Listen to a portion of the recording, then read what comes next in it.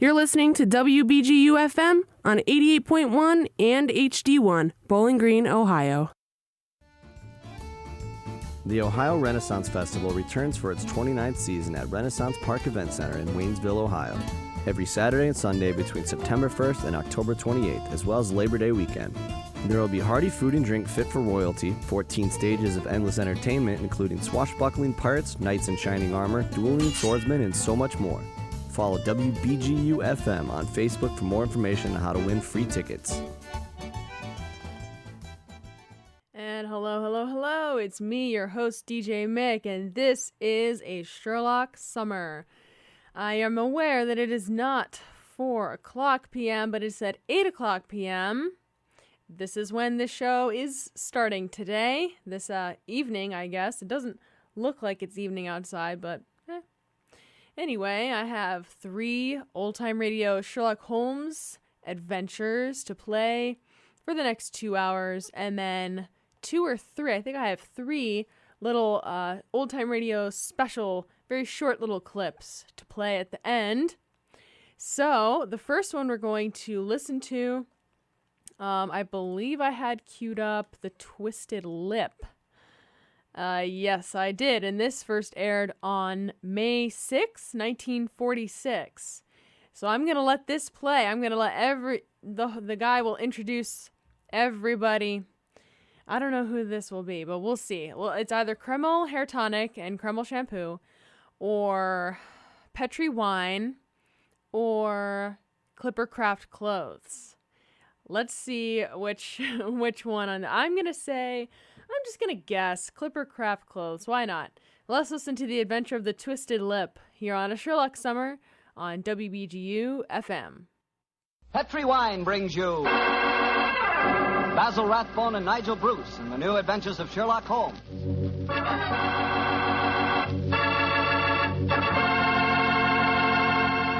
The Petri family, the family that took time to bring you good wine, invite you to listen to Dr. Watson tell another exciting adventure he shared with his old friend at Master Detective Sherlock Holmes.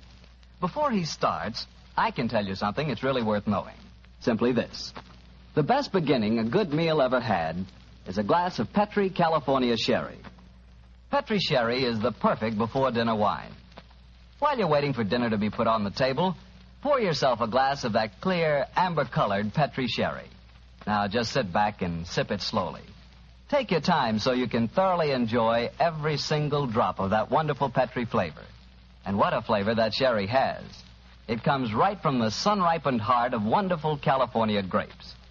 You may be a real wine expert and know all about sherry wine, but believe me, until you've tried a Petri sherry, you're really missing something. Serve Petri sherry alone or serve it with canapes or appetizers. And by all means, serve it proudly. You can because the letters P-E-T-R-I spell the proudest name in the history of American wines. Petri.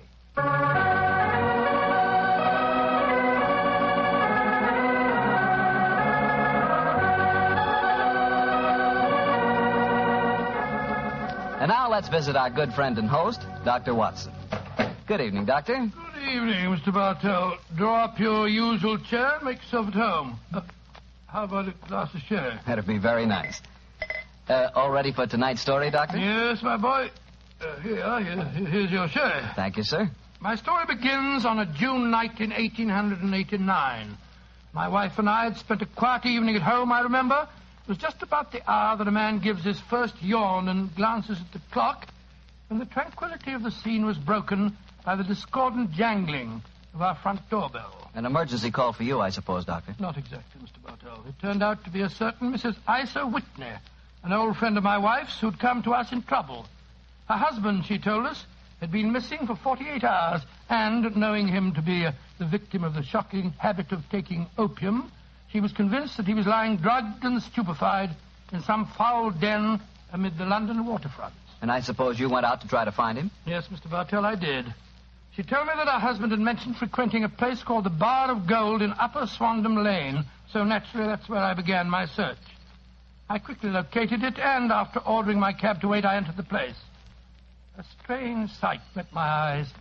Through the smoke-ridden gloom, I could catch a glimpse of bodies lying in strange, fantastic poses as they smoked the pipes of death. Most of the unhappy creatures lay silently, but some muttered to themselves and others talked together in strange, low, monotonous voices, their conversation coming in gushes and then trailing off into silence, each mumbling his own thoughts and paying little attention or heed to the words of his neighbor. As I entered, an attendant hurried up to me with an opium pipe and a supply of the drug and beckoned me to an empty berth.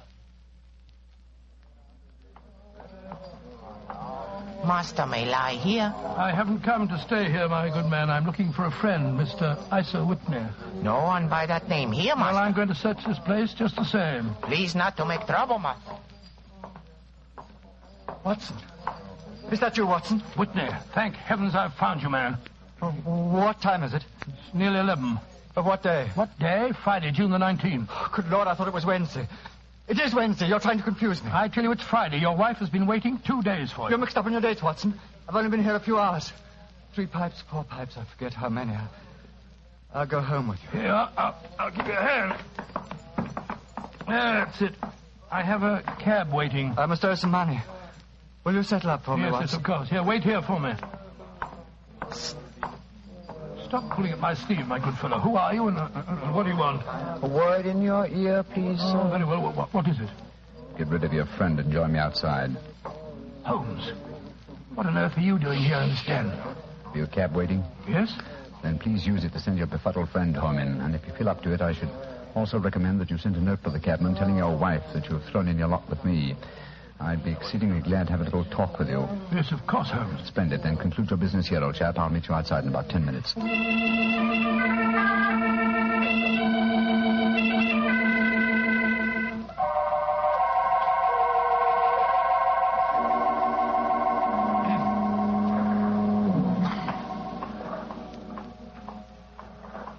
on earth is he? It's nearly...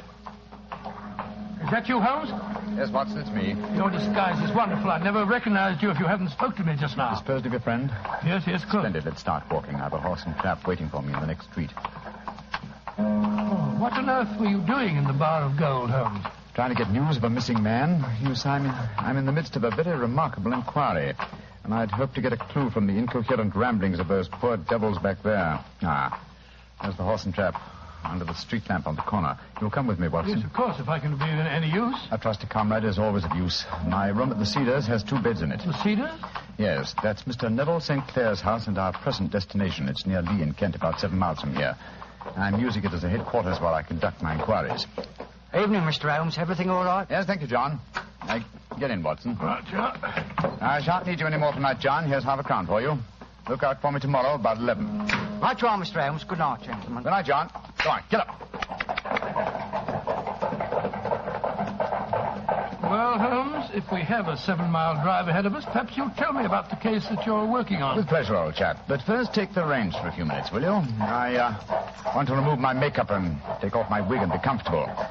After that, I'll tell you why we are headed for the Kentish countryside at this hour of the night.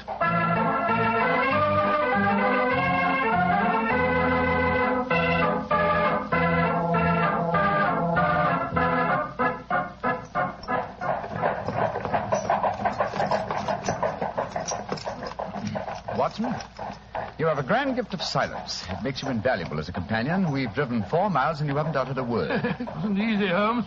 I've been dying to question you, but I could see that you were preoccupied. Then I shall reward you with a clear and concise statement. My problem. Mr. Neville St. Clair, aged 37, the father of 2 children and an affectionate husband, is missing.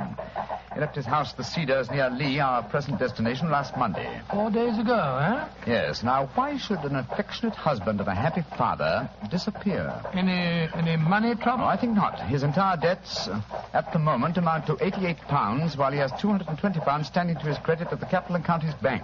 Who was the last person to see him on Monday? His wife. But let me tell you the story. He left his house for London rather earlier than usual. He was a businessman, then? Yes, he has an interest in several companies in London, but his wife doesn't know exactly what he does. But to continue. He left for London saying that he would bring his little boy home a box of toy bricks. Now, by the merest chance, his wife received a telegram shortly after his departure saying that a parcel of considerable value was waiting for her at the offices of the Aberdeen Shipping Company. Aberdeen Shipping? Why, their offices are in Fresno Street. I drove by them tonight. Exactly, and Fresno Street branches out of Upper Swandam Lane, where the Bar of Gold is situated. Ah, now I'm beginning to understand. Go on, Holmes, go on. Mrs. St. Clair took a train for London, and at exactly 4:35 on Monday last, found herself walking past the Bar of Gold. Suddenly, she heard a cry, and looking up was horrified to see her husband beckoning to her from a second-story window. Great Scott, was he a prisoner, or was he there of his own free will, do you suppose? Undoubtedly, he was a prisoner. The window was open, and she distinctly saw his face, which she described as being terribly agitated. Really? He waved his hand to her frantically and then vanished from the window so suddenly that it seemed to her that he had been dragged back by some irresistible force from behind. Oh, gracious me. One singular point which struck her quick feminine eye was that although he wore the coat he had left for London in, he wore neither collar nor tie. Oh, what did she do? Rushed down the steps into the Bar of Gold and attempted to go up the staircase leading to the second floor. I suppose that Oriental fellow that I talked to tonight stopped her. Exactly. In fact, he pushed her out of the door and slammed it after her. She rushed down the lane and a few moments later was lucky enough to meet a sergeant and two constables. She took them back with her to the Bar of Gold, of course. Yes. They went with her to the room in which Neville St. Clair had last been seen. Of course, there was no sign of him. In fact, on the whole floor, there was no one to be found except a hideous, deformed beggar who seemed to live there. From what Mrs. St. Clair told me, it appears that the sergeant conducted the examination quite intelligently. Certain you saw your husband at this window, Mrs. Sinclair? I'm positive, Sergeant. And Alaska swears no one's been upstairs this afternoon. Well, he's probably lying. But let's see what this cripple fellow has to say for himself. Here, you.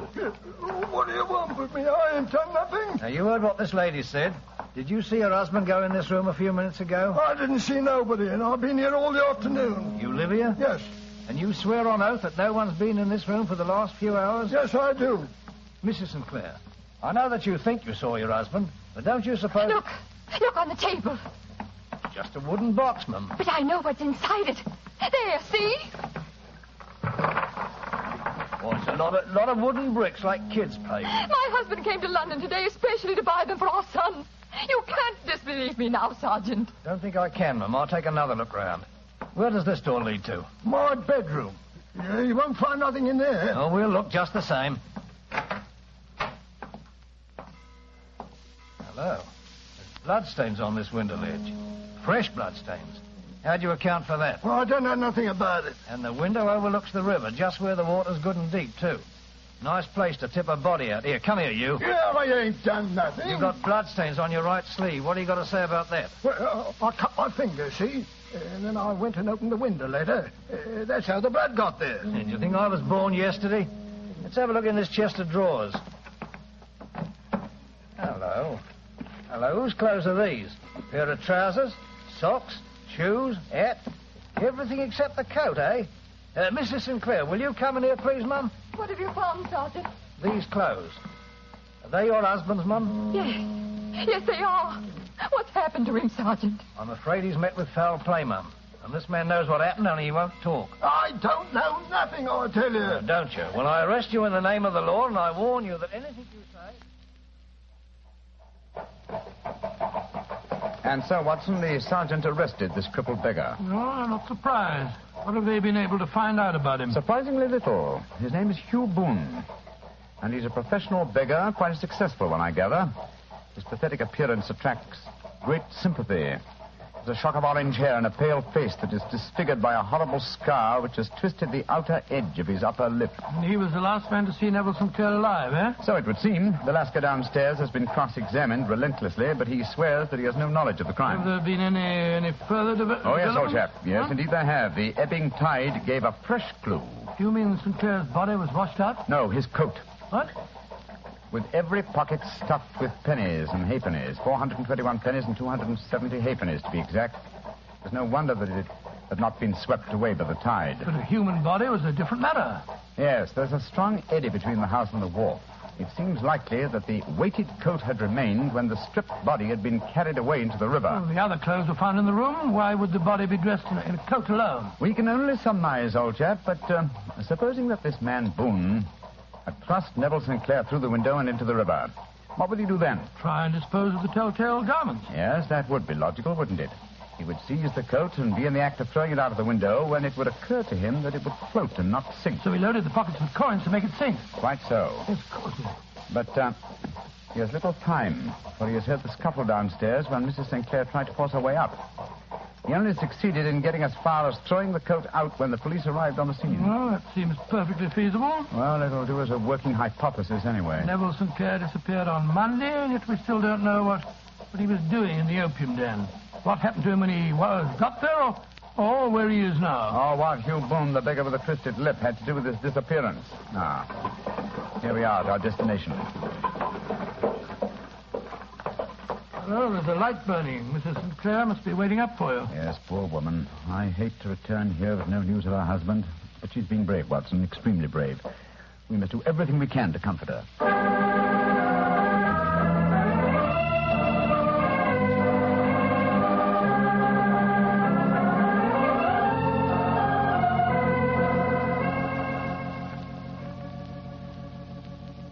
Dr. Watson, I'm so grateful that you were able to come down and help your friend. Oh, I only hope that I can be of some help, Mrs. St. Clair. I see that you have no good news for me, Mr. Holmes. I'm afraid not.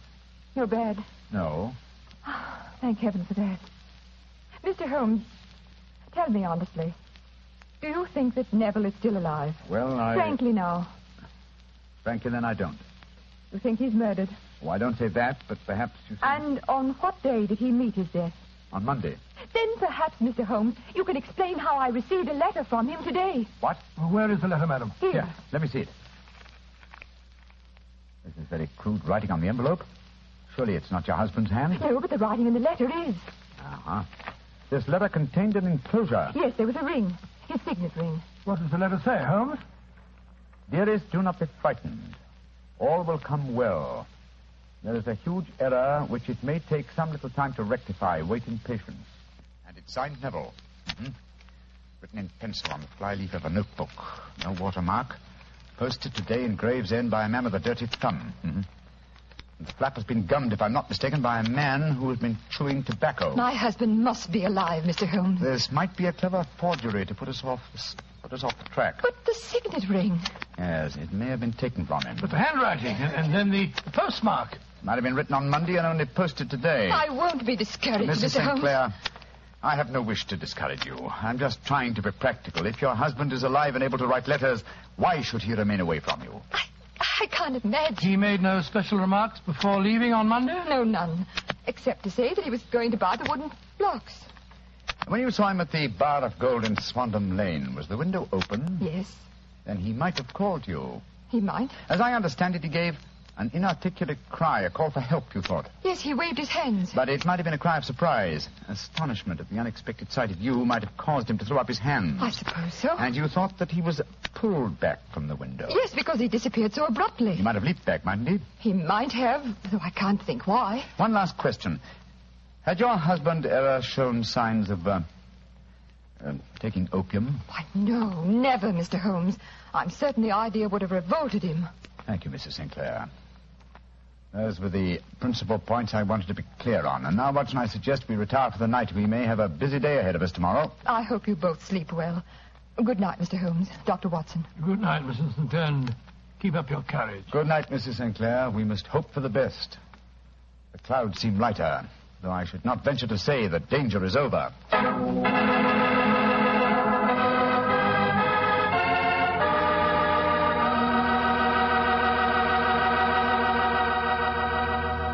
You'll hear the rest of Dr. Watson's story in just a second.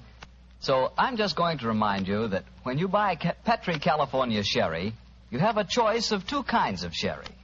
You can choose Petri regular sherry, or if you prefer your sherry dry, not sweet, ask for Petri pale dry sherry.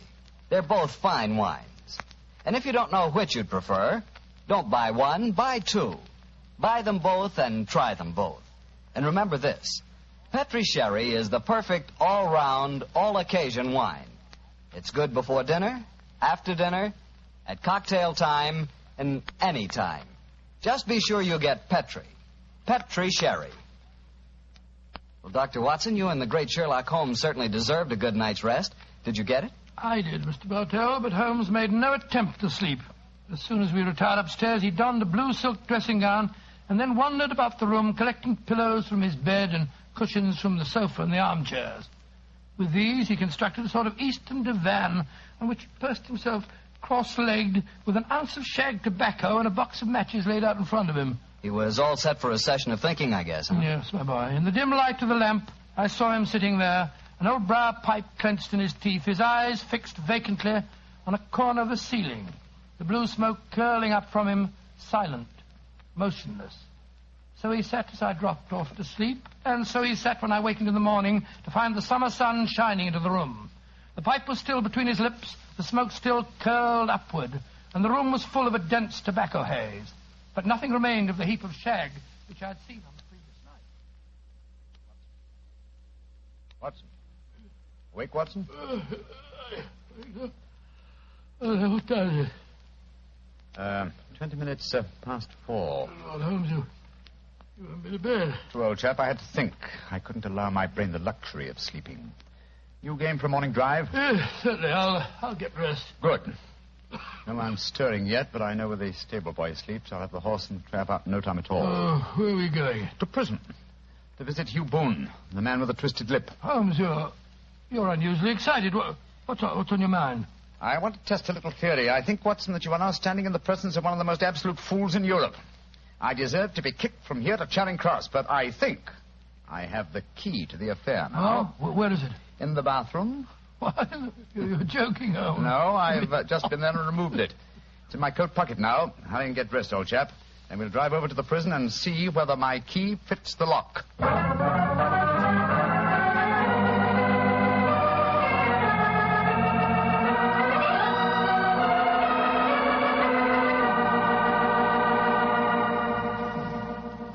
Well, good morning, Mr. Holmes. Dr. Watson. Good morning, officer. Good morning. Well, you're a couple of early birds, and no mistake. Yes, Constable. We're searching for the proverbial worm. Who's on duty? Inspector Bradstreet, sir. Oh. Oh, here he is now. Good morning, Bradstreet. Oh, hello, Mr. Holmes. Good morning, Doctor. Good morning, Inspector. What can I do for you, gentlemen? We called about Hugh Boone, the beggar man who is charged with being concerned in the disappearance of Mr. Neville St. Clair. You have him here? Yes, Mr. Holmes. He's in the cells. I'll take you to him. Follow me, will you, gentlemen? Thank you. Well, what kind of a prisoner has he been, Inspector? Oh, he hasn't given us any trouble, but he's a dirty devil. It's as much as we can do to make him wash his hands. His face is as black as a tinker's. So he has an aversion to washing, has he? Yes, Mr. Holmes. Well, once his case has been settled, he'll have a regular prison bath, and when you see him, I think you'll agree with me that he needs it. Well, there we are. This is his cell. He's still asleep. Good Lord, what a filthy, repulsive-looking fellow. Yes, he's a beauty, isn't he? Want to go in, Mr. Holmes? Please, Inspector. Oh.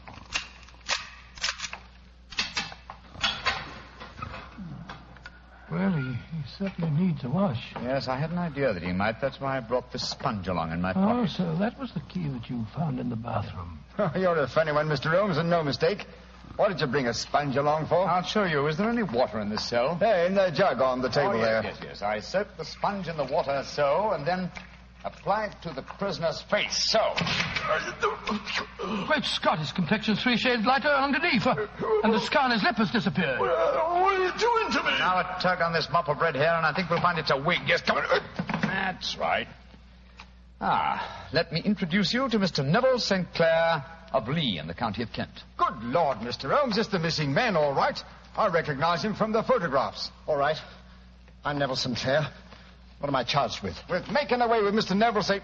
Oh, no, you can't be charged with that unless we make a case of attempted suicide of it. Well, since I'm the missing man, then it's obvious that no crime has been committed, and therefore I'm illegally detained. No crime, but a very great error has been committed. You would have done better to have trusted your wife. It wasn't only my wife, it was the children. I couldn't bear to have them know that their father was a common beggar.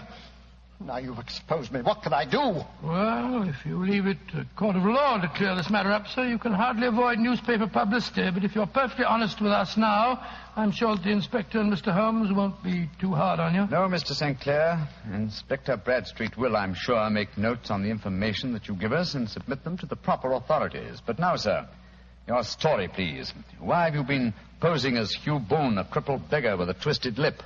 Well, it's a simple enough story. Some years ago, I was a newspaper reporter. One day, my editor wanted an article on begging in the London metropolis. I suppose you thought the best way to get your facts was to disguise yourself as a beggar. Yes, I'd been an actor in my youth, and it wasn't hard for me to adopt a convincing disguise. But that was the point where all my troubles started.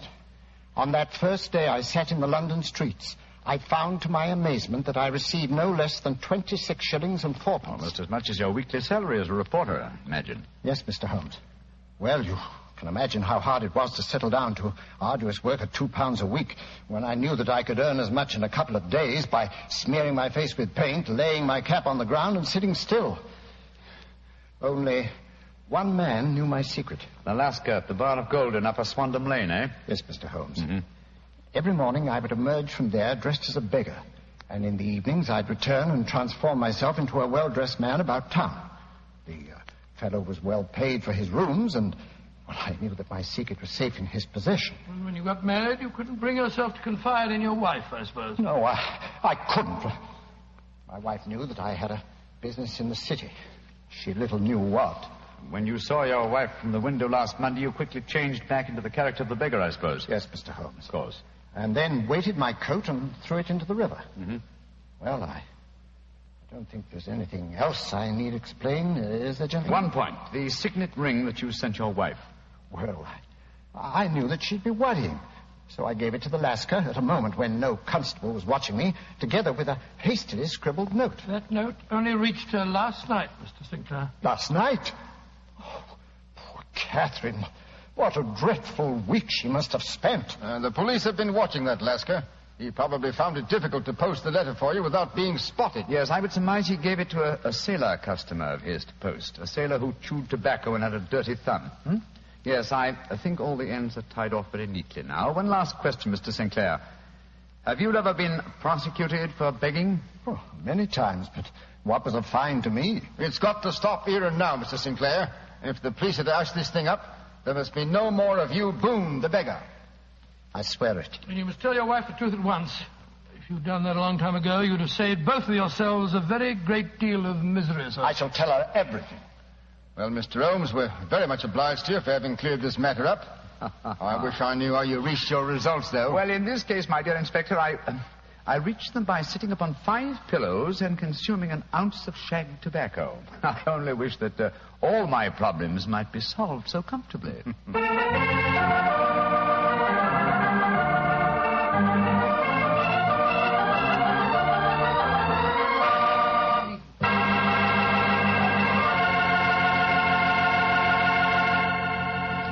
Doctor, that was some story. Imagine arresting a man for committing a murder and then finding out that he's the fellow who's supposed to be dead. It is a bit bewildering, isn't it? You said it. Boy, being a detective sure has its surprises. Nothing like that ever happens to me. Oh, come. One would believe to hear you talk that you lead a very uneventful life. Oh, but I do, Doctor, I do. Why, I never get any surprises. Look, I tell our friends that Petri wine is always good wine. And what happens? Well, what does happen? Everybody agrees it's good wine, and that's that. Well, it's just got to be. After all, the Petri family has been making wine for generations. Winemaking is their heritage. A heritage passed on down from father to son, from father to son, from generation to generation. The Petri family knows full well the art of turning luscious, sun-ripened grapes into fragrant, delicious wine. And because the making of Petri wine is a family affair, you can be sure that the name Petri on a bottle of wine really stands for something. It's your assurance that every drop of wine in that bottle is good wine. No matter what type wine you prefer, you'll never go wrong with a Petri wine because Petri took time to bring you good wine. Well, Dr. Watson, what new Sherlock Holmes adventure are you planning to tell us next week? Well, now let me see. Next week, Mr. Bartell, I'm going to tell you a weird story of violence and of sudden death that struck without warning. I call it the strange adventure of the uneasy easy chair.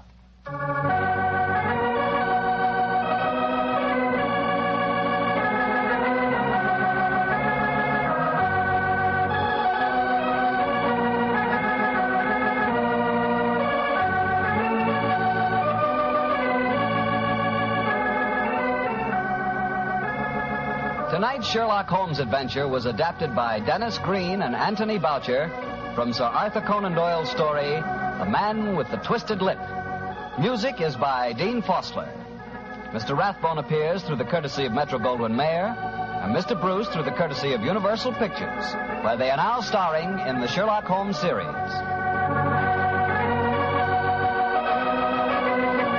The Petri Wine Company of San Francisco, California, invite you to tune in again next week, same time, same station. Sherlock Holmes comes to you from our Hollywood studios.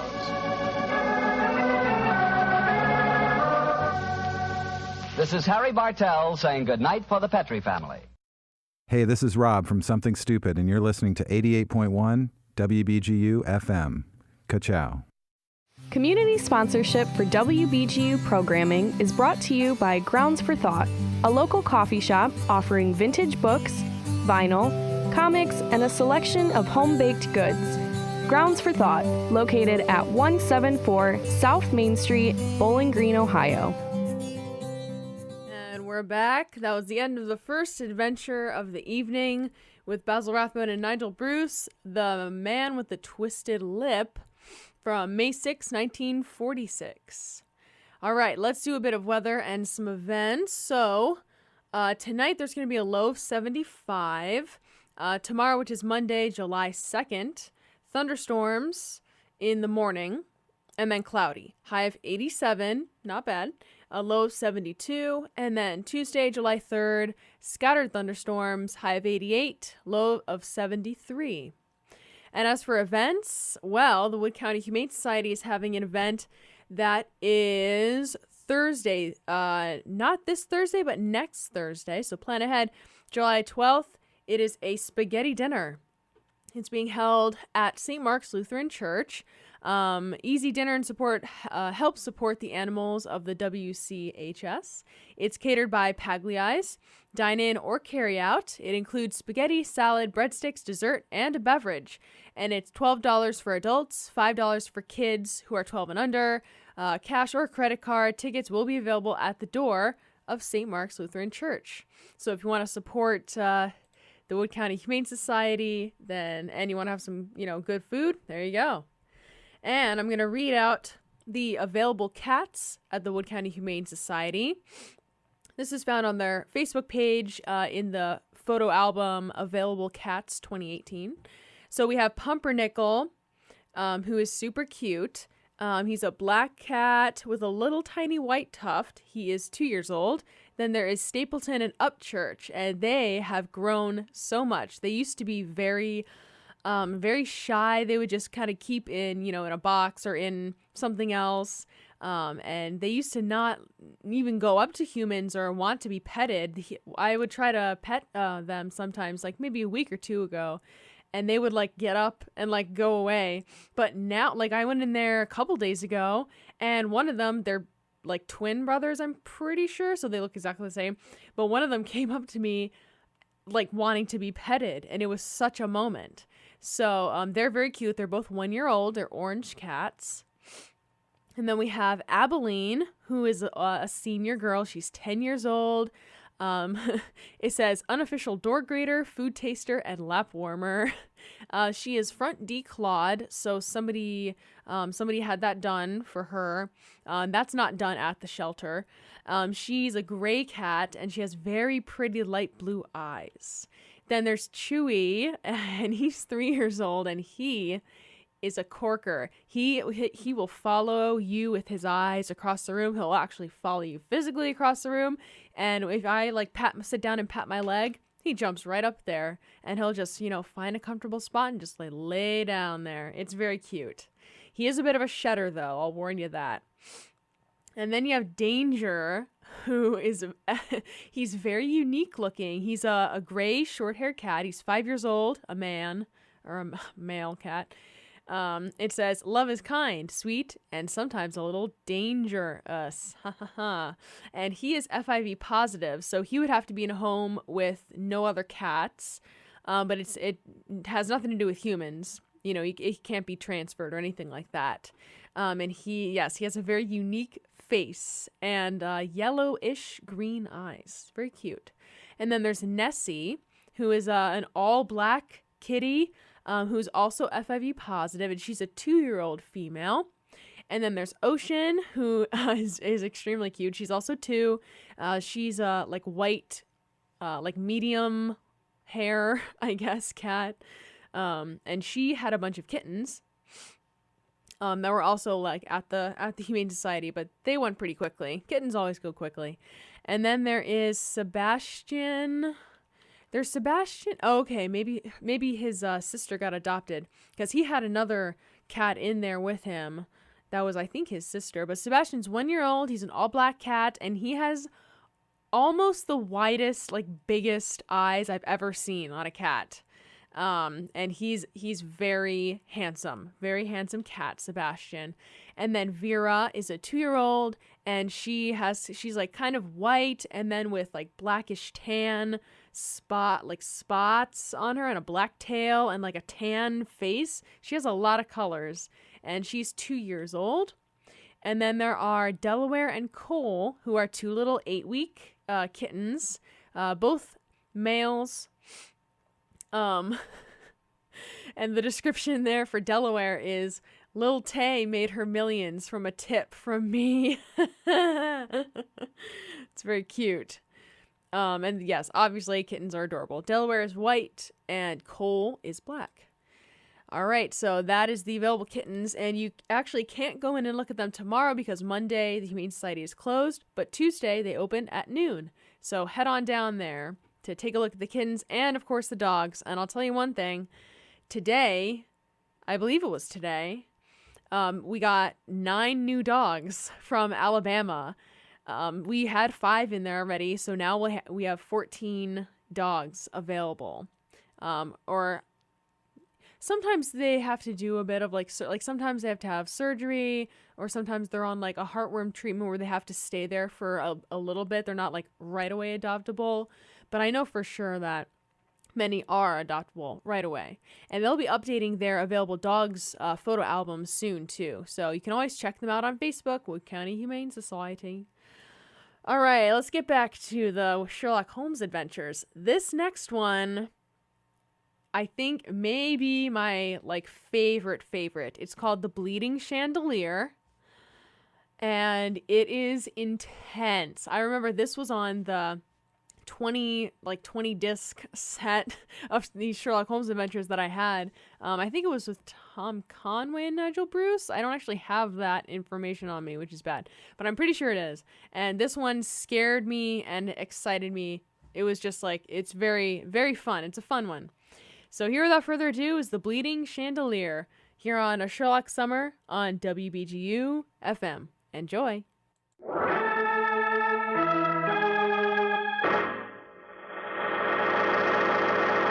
From New York City, the makers of Clipper Craft Clothes for Men and 1,036 leading retail stores from coast to coast present the world's most famous detective, Sherlock Holmes.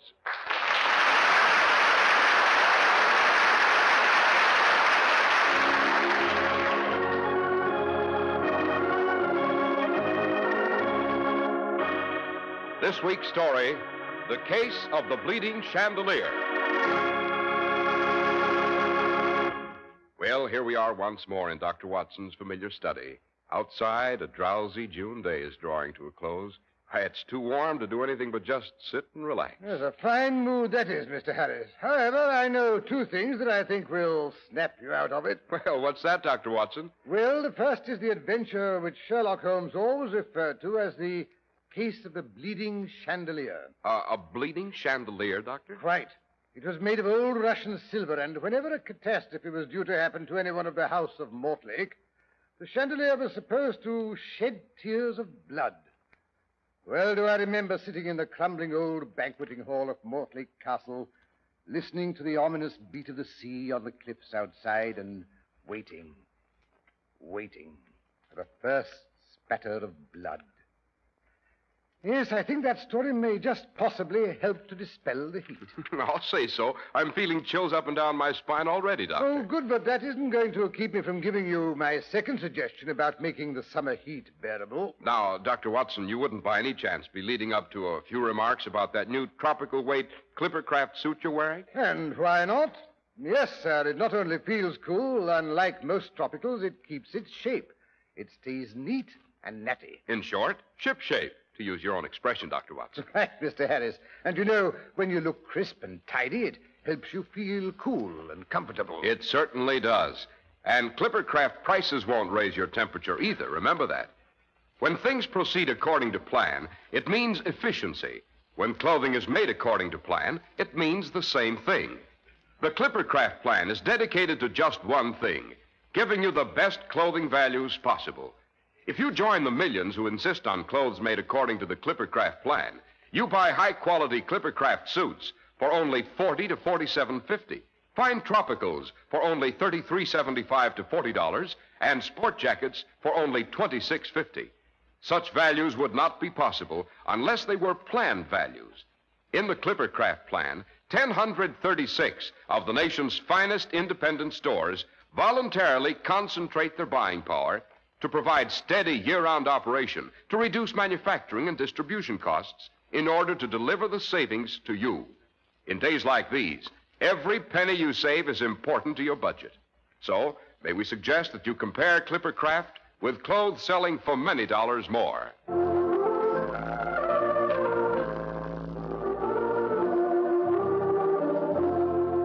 And now, Dr. Watson, back to Mortlake Castle and the chandelier that shed tears of blood.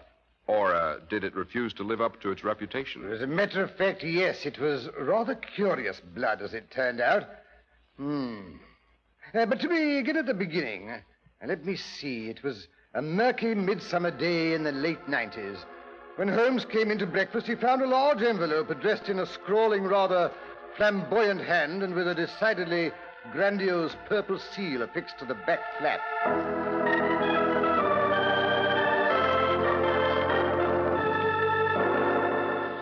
Morning, Watson. Oh, Holmes, I thought you were never going to get up.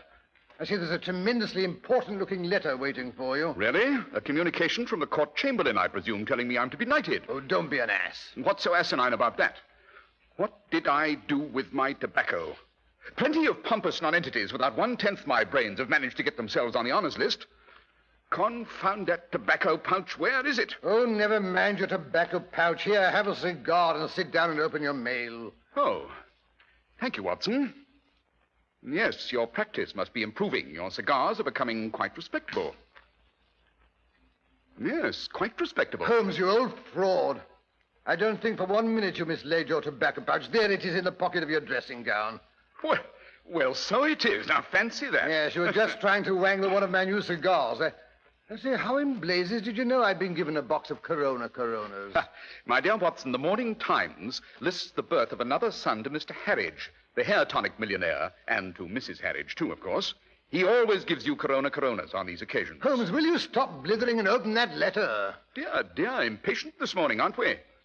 Yes, Watson, you're as anxious and high-strung as any prospective father when you think you see a new case in the offing. Holmes, will you please open? Very well, very well. Now, what have we here? The postmark says Mort's Bay. That's in North Devon, if I'm not mistaken. No, for once you're correct. I believe Mortlake Castle overlooks Mort's Bay. Correct again. Your average is rising, Watson. Well, then the letter must be from Lord Roger Mortlake, the 7th Baron Embers. Only the man who's head of the family would have such a dashing handwriting and would seal his letters with a family crest. Back to normal, Watson. What do you mean? In the first place, it's not the Mortlake seal. It's a much newer crest, the one invented by the late Samuel Pridgett, 1st Baron Waterhole, the ginger beer tycoon. Furthermore, the letter was written by a woman, his widow to be exact, so you're wrong on both counts. However, it was sent from Mortlake Castle, where it seems Lady Pridgett is visiting. Well, what does the old girl want? Us, Watson. Or more specifically, me. You may come along if you can manage to tear yourself away from the Harridges and their progeny. What's up at Castle Mortlake? Here, read the letter for yourself. Dear Mr. Sherlock Holmes, I'm not easily intimidated. However, when I find a note pinned to my pillow which reads, "Beware, if you proceed with the marriage, the chandelier will drip blood. In such an event, Mr. Holmes, I deem it wise to seek counsel and possibly protection. Will you come to Mortlake as my guest, incognito, of course? I shall introduce you as my cousin, Sherwood Jones. I suggest you arrive at Barnstable by the 3:10 on Thursday. I myself shall meet you. The walls of this old mausoleum called Mortlake Castle have many years, it seems. However, the drive to the castle is a long one. I shall be able to give you all the details of a thoroughly sinister situation in the privacy of the carriage. Furthermore, the family coachman is quite deaf. Do come and relieve the anxiety of a troubled woman. Yours in desperation, Amelia, Lady Pridget. P.S. I understand you have a medical secretary or helper. By all means, fetch him along. He can be my husband's cousin, Dr. Botsam. Well, I refuse to be called Botsam. Very well, then. Stay and minister to the Harridges. Personally, I shall go and pack. Yes, we haven't too much time if we're to catch today's train. I say, Holmes, if there's a wedding house party at Mortlake Castle, it should be all rather posh, eh? Shall we take white tie or black, do you think, huh? You may take your entire trousseau, my dear Watson. Personally, I shall be content with a rather complete chemical kit and your army revolver.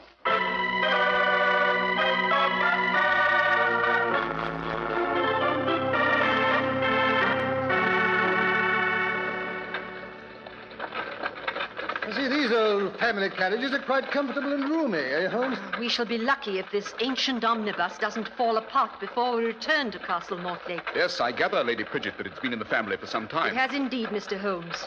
It's the famous old Berlin in which Roger's great-great, well, I can't remember how many greats, grandfather made his famous grand tour of Europe. It took him 3 years, I believe. He even went as far as St. Petersburg. That's where the trouble began. What trouble, Lady Pridget? Well, the young fool met a Princess Olaf and fell head over heels in love with her. It seems she was a favorite godchild of Catherine the Great. Lord Mortlake managed to marry her, and they returned to England with an enormous Russian wolfhound and that cursed silver chandelier in this very carriage.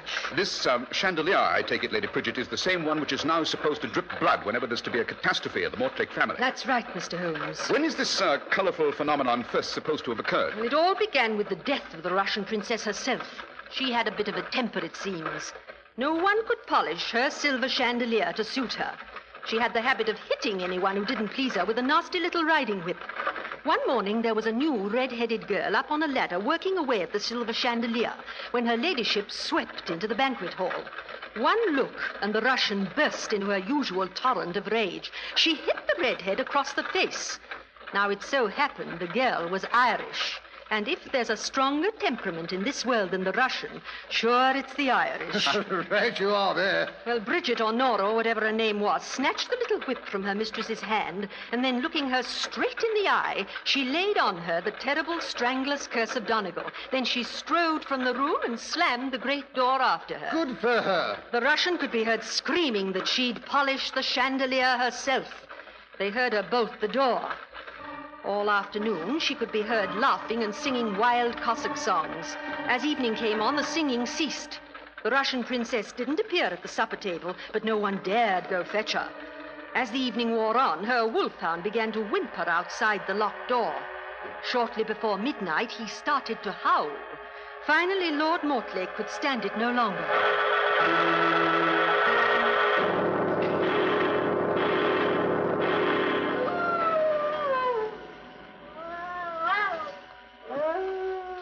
It's midnight. She sulked long enough. I'm going in after her. Quiet, Boris. Down, boy. Sonia! Sonia, let us in! Sonia, unbolt the door! Sonia! Confound the woman. We shall have to break in the door. Boris, stop that. Door's heavy. We need a battering ram. Bring that long bench. That's it. That should do the trick. Now then... 1, 2, 3. That's done it. Good Lord, it's black in there. Sonia, come out. Sonia, do you hear me? Someone give me the torch. Boris, what's the matter? The animal's trembling like a leaf. Hand me the torch. That's better. Now then we'll see. The ladder's lying on the floor. Good Lord. The chandelier. She's hanging from the chandelier. She's strangled by her own hair.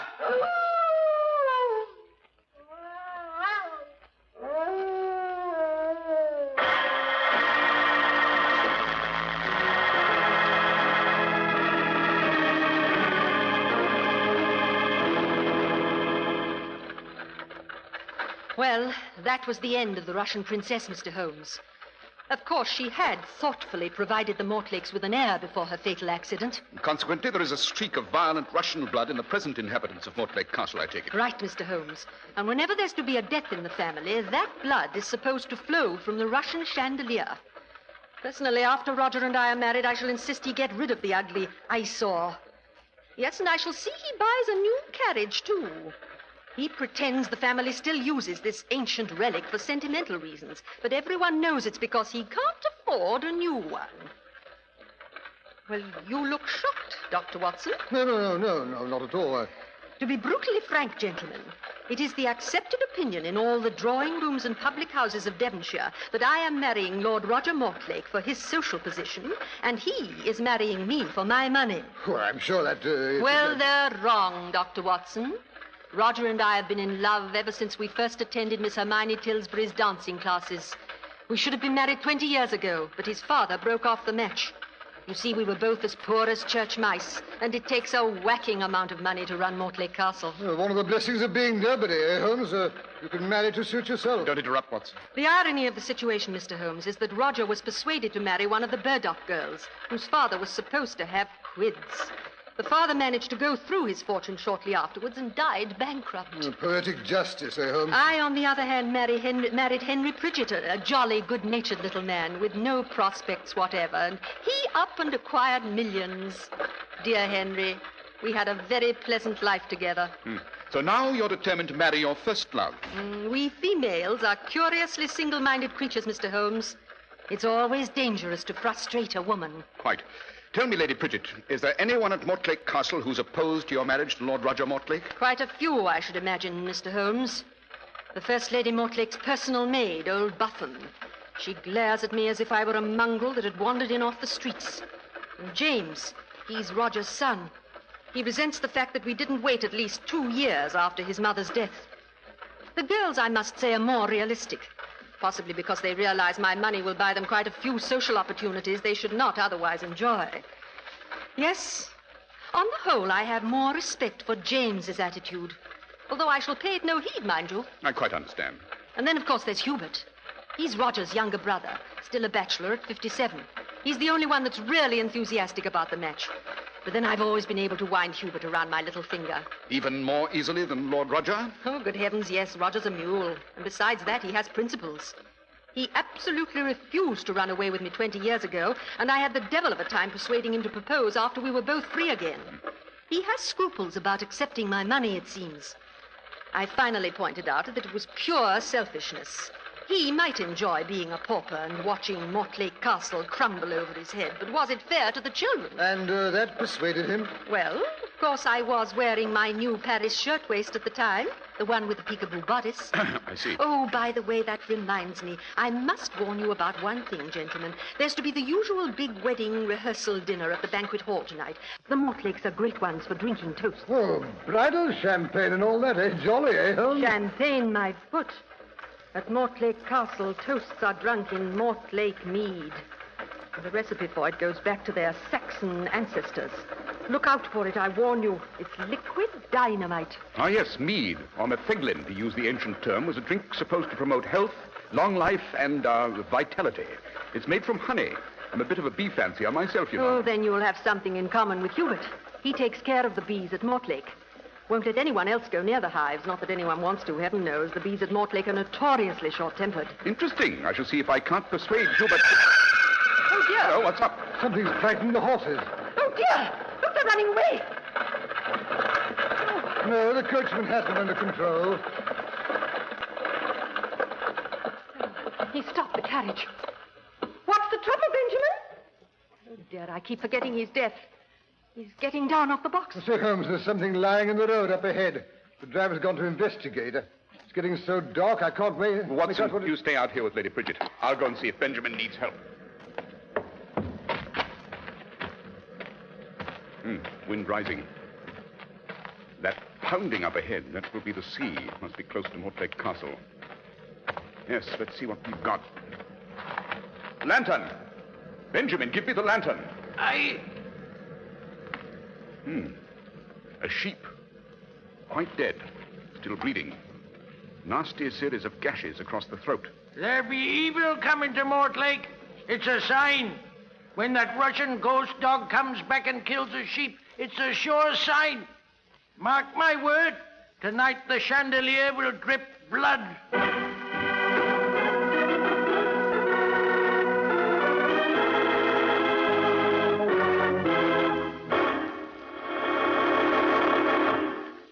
Men take real pride in the Clippercraft label, for not alone is it the mark of fine quality, it's proof positive that you're alert enough to get the most for your money. Few have the follow-through that makes really great values possible. The famous Clippercraft plan, our follow-through, literally assures you of satisfaction. Through it, you get the benefit of great savings made by the fact that 1,036 of the nation's finest independent stores from coast to coast have voluntarily concentrated their buying power. It's the reason your Clippercraft dealer shows you such remarkably fine quality in suits for only $40 to $47.50, in tropicals for only $33.75 to $40, and in sport jackets for only $26.50. For selling expensive clothes at inexpensive low prices at the nation's finest stores is the great big idea behind the Clippercraft plan. That's why men who know insist on Clippercraft clothes. So be sure to visit the Clippercraft store in your city. These leading stores in the metropolitan area are proud to add their names to Clippercraft in your suits, sport jackets, and tropicals. In Manhattan, Saks 34th, Broadway at 34th. John Wanamaker Men's Stores, Broadway at 8th and 67 Liberty Street. In Brooklyn, Abraham and Strauss. In Newark, New Jersey, Boulevard Men's Shop, Kresge Newark. And in Jamaica, the B&B Clothes Shop, 16408 Jamaica Avenue. And now back to Mortlake Castle, where Dr. Watson and Sherlock Holmes, all done up in their stiffest shirts and highest colors, are being given a personally conducted tour around the castle by its future mistress, Lady Bridget. And this is the banquet hall. Good Lord, it's enormous. The early Mortlakes took their banqueting seriously, it seems. That's the old maid, Butham, arranging the flowers. Oh, Butham, you might draw the curtains and open the glass doors a moment. I want the gentleman to have a look at the view from this room. Obedient, but grudging, eh, Holmes?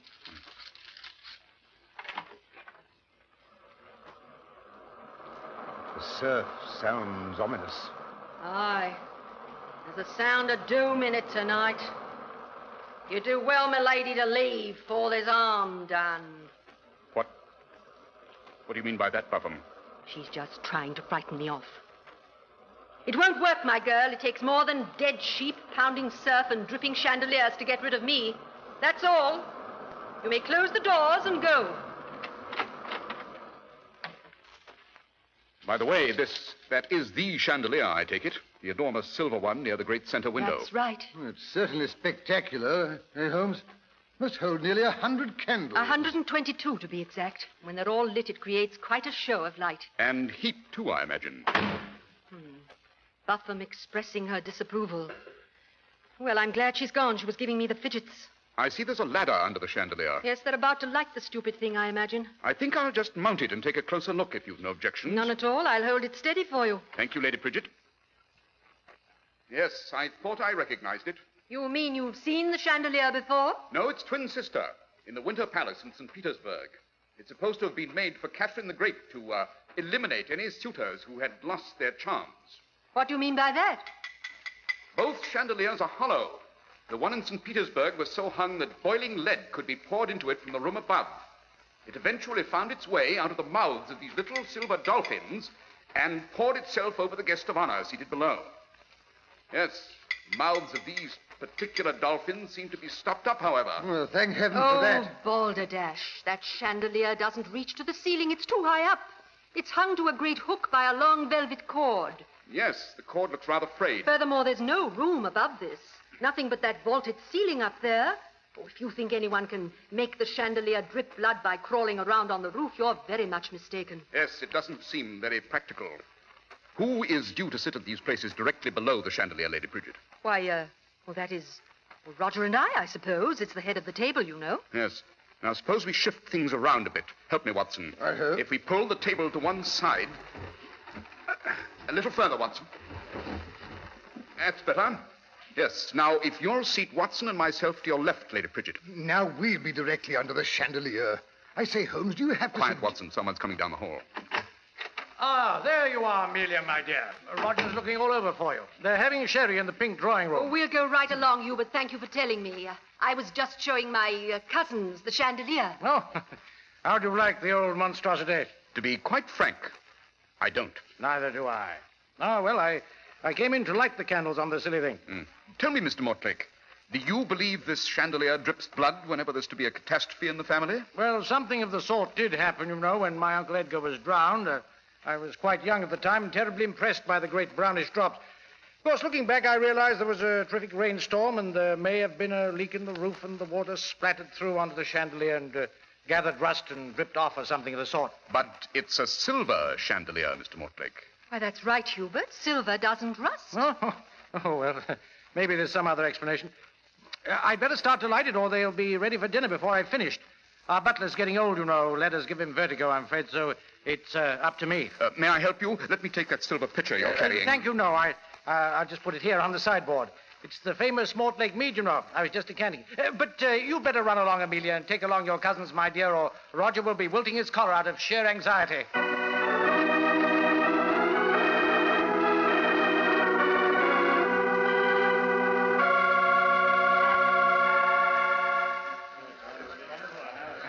I say, Holmes, I hope you don't have to drink many more toasts.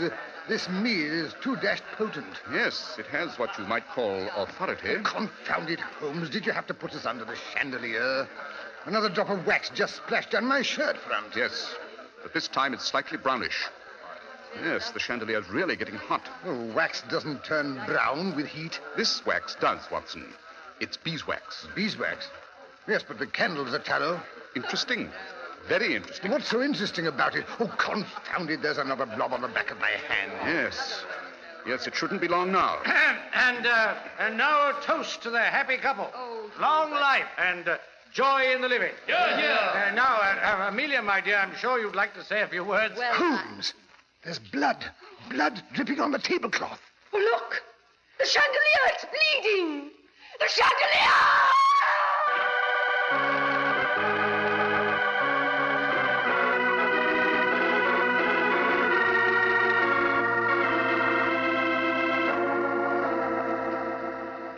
Amelia, my dear, I do think you might have told us your guests were the famous Sherlock Holmes and Dr. Watson, not passed them off as your cousins. Do be quiet, Hubert. Heavens, how long does it take the man to finish his chemical experiments? He looks like a great sinister raven crouched over that retort, with the light from that spirit lamp shining up into his eyes. I almost wish I hadn't asked him to come. Yes, you may turn down the lamp, Watson. The tests are conclusive. Mr. Holmes, is it blood? It is blood, Lady Bridget. Oh, dear. Not human blood, however. Sheep's blood. As a matter of fact, it's blood from the same sheep we saw on the road this evening.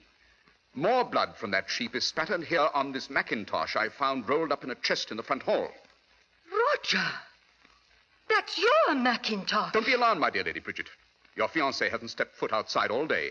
The polish on all of his boots is quite untouched. The polish on Hubert Mortlake's brown Oxford has been splotched, however, by blood. Sheep's blood.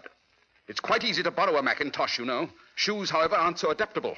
You mean Hubert is responsible for the gaudy chandelier? What? Yes, Hubert. You filled the hollow interior with sheep's blood from that silver pitcher when you came in to light the candles. But why didn't it drip through at once? Because he had stopped up the silver dolphins' mouths with beeswax, which only melted from the heat of the candles after they'd been burning for some time. I suspected Hubert was up to something the moment I discovered the dolphin's mouth had been stopped with beeswax. Hubert, why did you do it? Because I've always loved you and hated Roger. I was glad when Father made him marry that ugly Burdick girl. But you wouldn't look at me even then, Amelia. Well, I made up my mind he'd never get you, never. And now I've lost. Out of my way. Everything's lost. He's running along the tabletop. Stop him. The chandelier! He's swinging for the window. No, but look out, you'll crash! The rope's broken. They've crashed! The chandelier is human! They've crashed through the window! Gone over the cliff. He'll be pounded to death on the rocks. I'm afraid so. I warned you, milady. I said it was the sound of doom.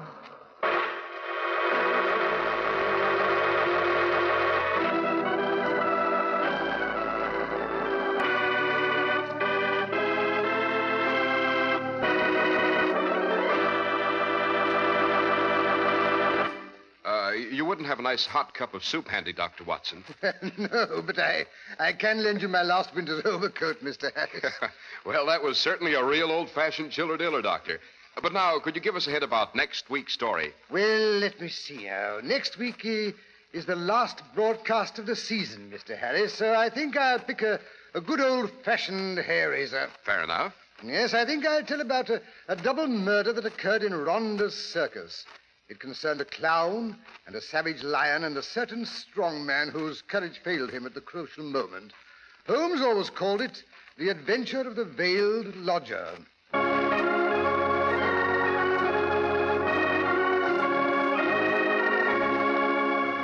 The makers of Clipper Craft Clothes and 1,036 leading stores from coast to coast have brought you another in the new series of broadcasts featuring the world's most famous detective, Sherlock Holmes.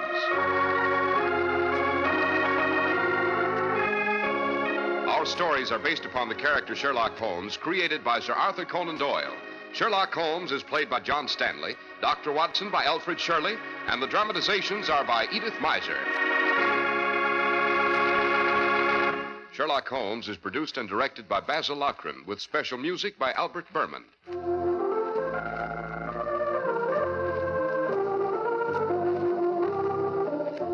John Stanley, known best to you as Sherlock Holmes, has turned author.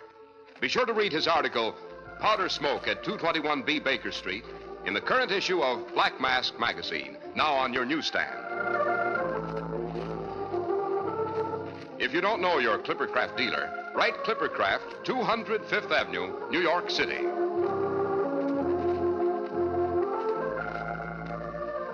Be sure to listen next week to Sherlock Holmes in The Adventure of the Veiled Lodger.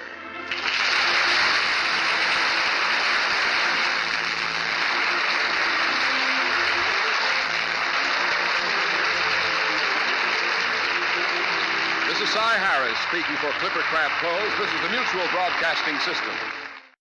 This is Chris from Hot Water Music, and you're listening to WBGU 88.1 FM in Bowling Green. This is Frank Black. And Jim Barnes with Dead Air Paranormal Talk Radio. Have you ever seen a ghost? Are you a witch? Have you ever spotted Bigfoot or been chased by a werewolf? Encountered a UFO or been abducted by an alien? We really want to hear from you. Email your story to deadair@wbgufm.com. Remember, you're not alone. When you went car shopping, you meant business. You aced vehicle history searches and test drives. Now you've got your wheels. If you manage that, you can get your retirement plan on track. Visiting aceyourretirement.org can help. Brought to you by AARP and the Ad Council. All right, I hope you all enjoyed that adventure, The Bleeding Chandelier, and that was with John Stanley and Alfred Shirley, not Tom Conway. No Tom Conway tonight, because the next adventure that we have is also John Stanley and Alfred Shirley, I believe so. Lady Waverly's Imitation Pearls. And this premiered on March 4th, 1948. So we're going kind of in order of year, kind of. And it was interesting at the end of that last episode when Dr. Watson was telling you about the next adventure, it was The Veiled Lodger, which we had listened to last week. So I did things a little bit out of order, but hey, oh well. This next adventure is called Lady Waverly's Imitation Pearls. Let's see what it's all about.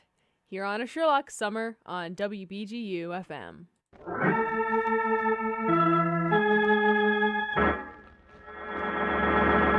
From New York City, the makers of Clippercraft Clothes for Men and 1,036 leading retail stores from coast to coast present the world's most famous detective, Sherlock Holmes.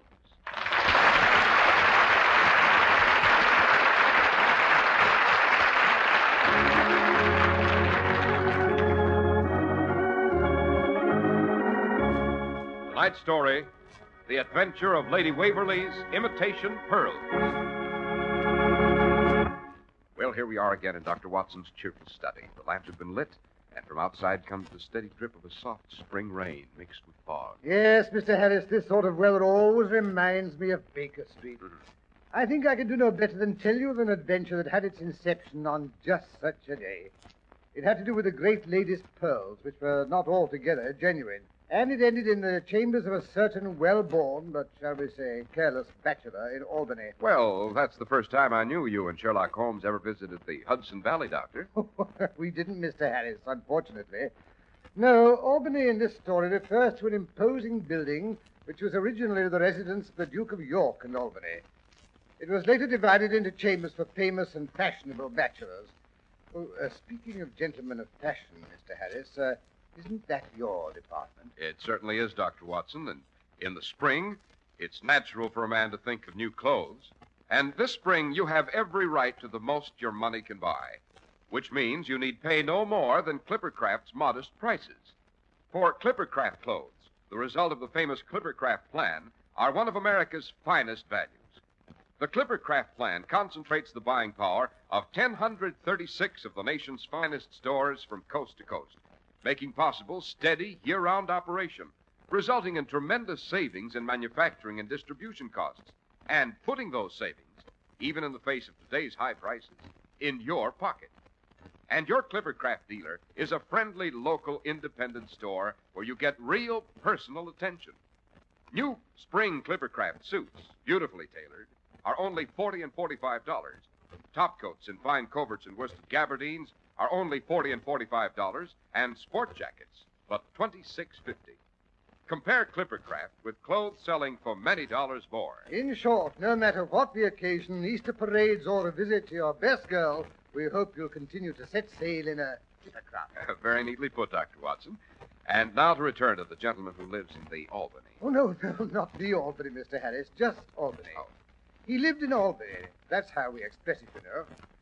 Well, it all began placidly enough. It was late one dreary April afternoon. Since morning, a dun-colored veil had hung over the housetops, looking like a reflection of the mud-colored streets beneath. Neither Holmes nor I had stirred abroad the entire day. I sat in my armchair, silent and morose.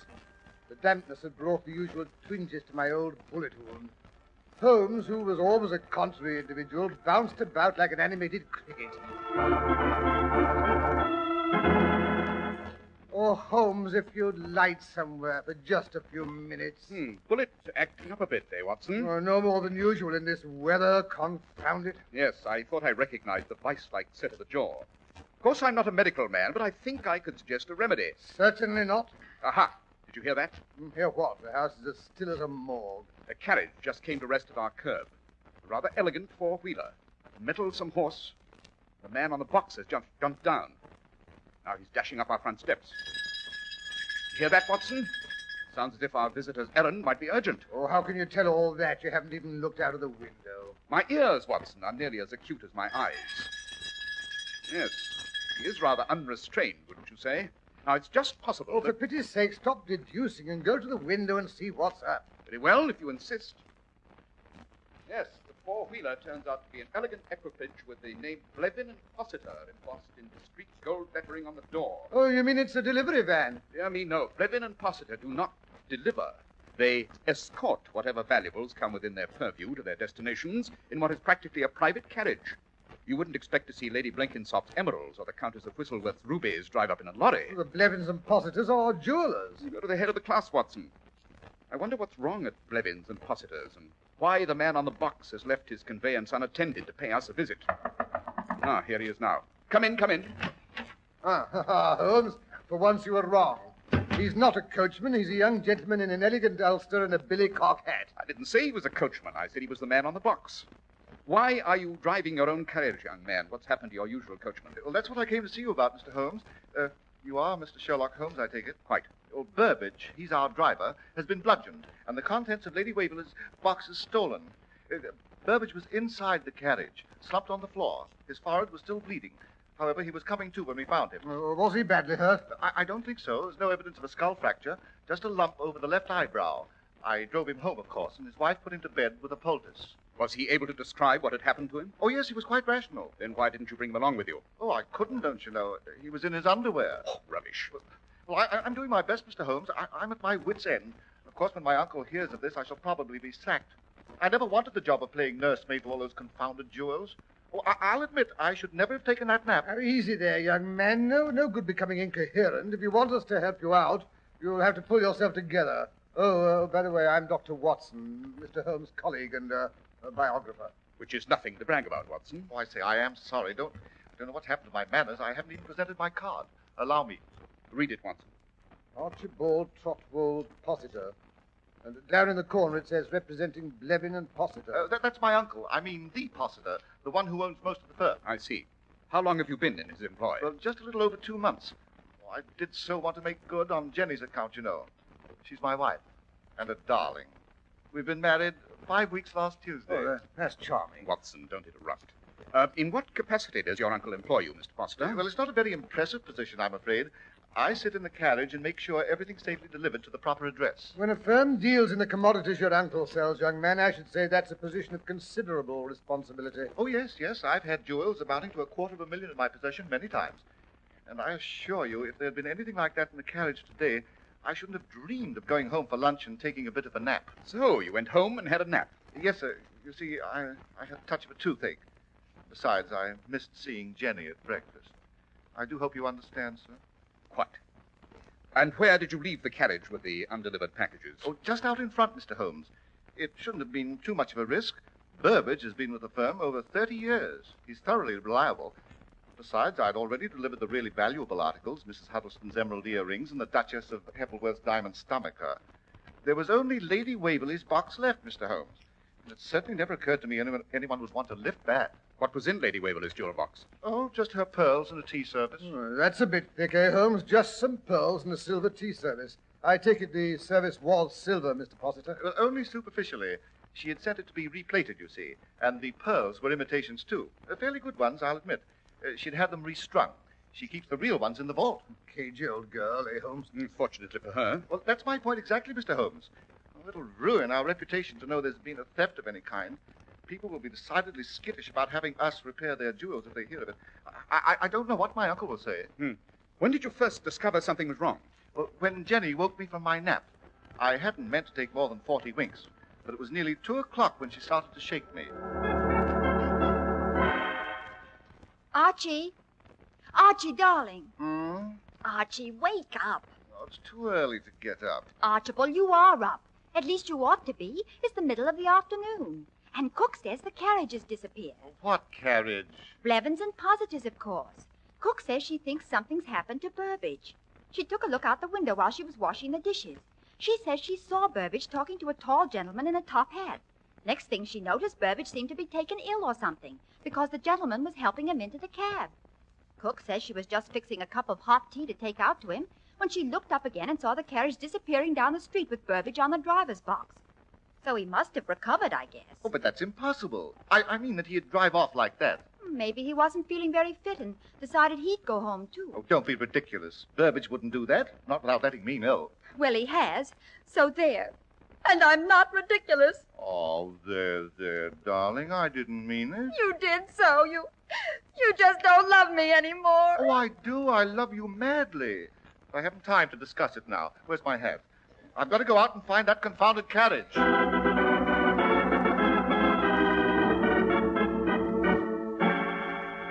Locating a missing carriage somewhere in London. How did you ever expect to do that, Mr. Possitor? That detail is unimportant, Watson.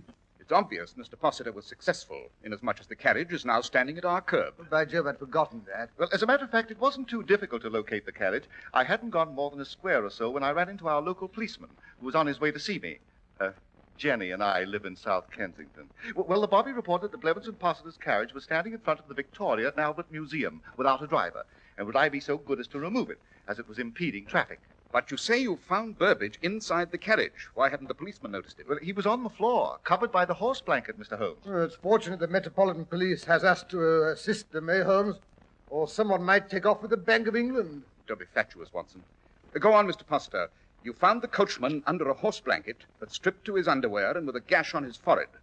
Where exactly on his forehead? Well, over his left eyebrow, just under the hairline.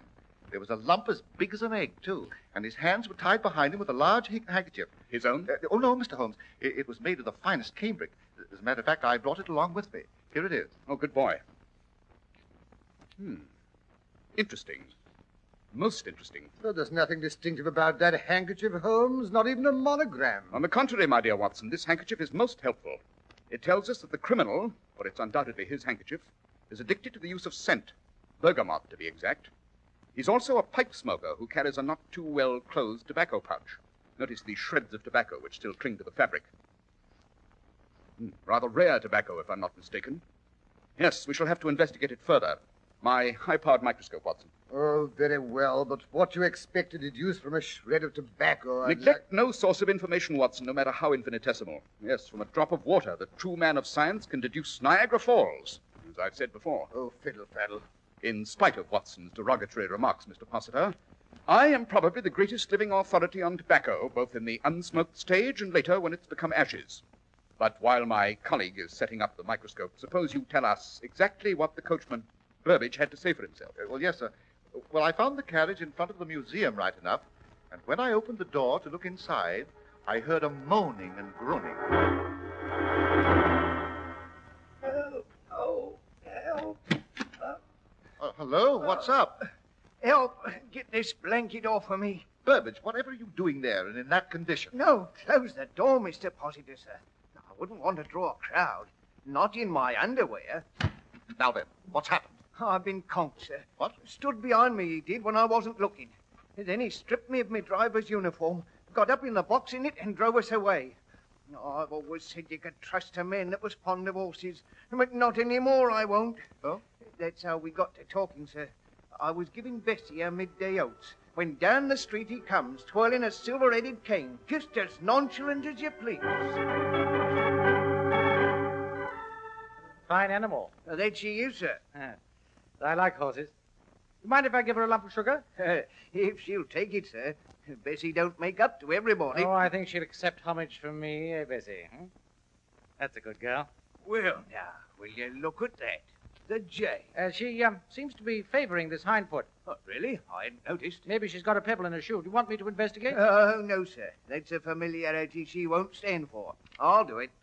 Here, Bessie. Nice girl. Give me the hoof. Easy now. Easy. That's right. Oh! Sorry, old chap. Had to be done. Just a love tap. Into the carriage you go. I want that uniform. Oh. Still conscious, eh? Have to work fast. Yes. Off for the coat. Aha. There we are. Just what I was looking for. How convenient. The box with the Waverly crest right here on the front seat.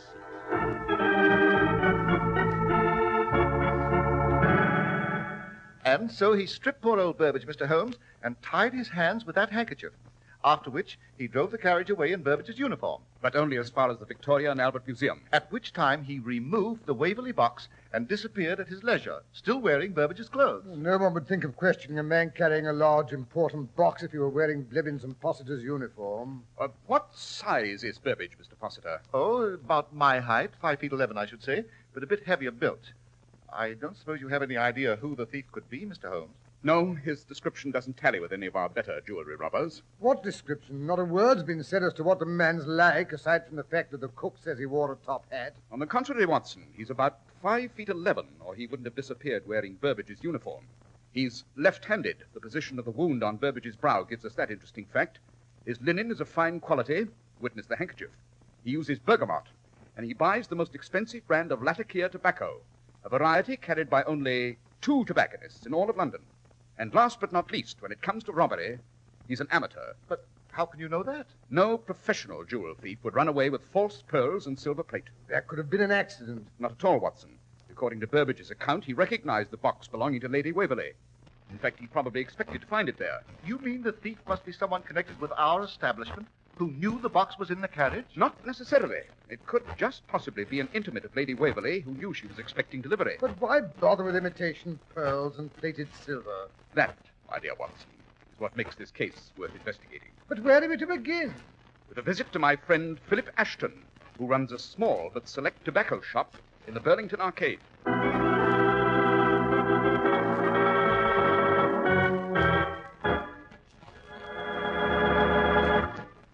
Naturally, there's a reason for Clipper Craft's sensational values. It's applying the world's most modern production methods to the fine old craft of clothes making. That's how we bring you truly fine suits for only $40 and $45. Suits that look really expensive. And top coats, fine coverts and worsted gabardines for only $40 and $45. And sport jackets for only $26.50. Smart new spring fabrics, including long-wearing worsteds, are ready for you right now. You'll be delighted, too, with their smart styling and the designing skill that assures your comfort. It's all the result of the unique Clipper Craft plan, which concentrates the buying power of 1,036 of the nation's finest stores from coast to coast.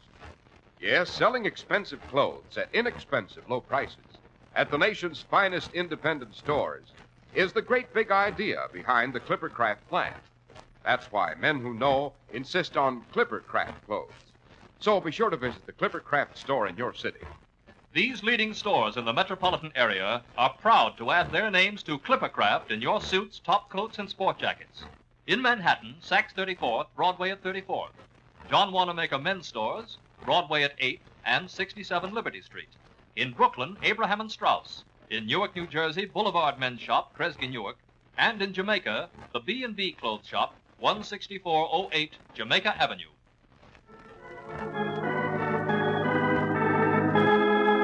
And now back to Sherlock Holmes and Dr. Watson. We find them standing in front of a counter, sniffing the contents of several elegant glass jars filled with tobacco. Yes, this, unless I'm very much mistaken, is the mixture the gentleman uses. Mr. Ashton, are there many gentlemen who buy this variety of tobacco? Why, no, Mr. Holmes. It's rather special. And besides being expensive, I sell it to only 4 gentlemen in all. Tell me, among those 4, is there an individual who's about Watson's height, well-dressed, he carries a silver-headed cane, is left-handed, and has a weakness for bergamot scent? Why, no, Mr. Holmes, I'm afraid there's not one of the 4 fits that description. No. Mr. Hopworth has a silver-headed stick, but he's taller than you are. Mr. Eubanks is very short and can't abide scent.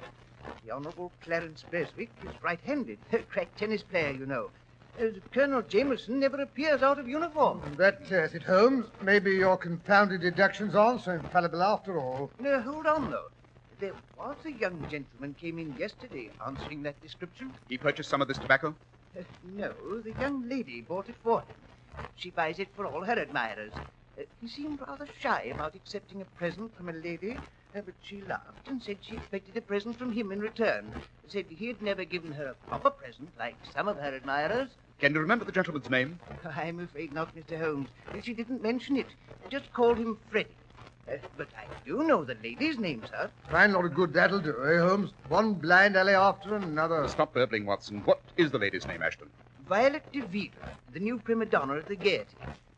The one there's been all that talk about. Of course, Holmes. That's the girl the King of Portugal was supposed to have been so crazy about. Showered her with jewels. She's supposed to be one of the reasons he lost his throne. So is every publicity-hungry actress in Europe. You mustn't believe everything you read in the papers, Watson. Oh, balderdash. But what do we do now? Now, let me see. It's just half an hour till curtain time. Dear little Violet should be putting on her makeup.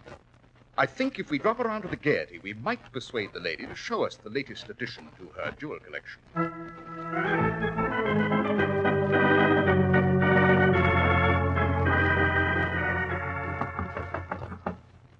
There's 2 gentlemen to see you, Mr. Bill. I can't see anyone now, Peters. Take the flowers or whatever they've brought. Tell them to come back after the show. They haven't brought anything, Mr. Bill. Just themselves. It's Mr. Sherlock Holmes. Mr. Sherlock Holmes, the detective? In person. Oh, just a moment till I throw on my opening costume. I've always been dying to meet you. She's got one weakness, sir. She do love celebrities. Show the gentleman in, Peters. Mr. Sherlock Holmes and friend. My usual billing.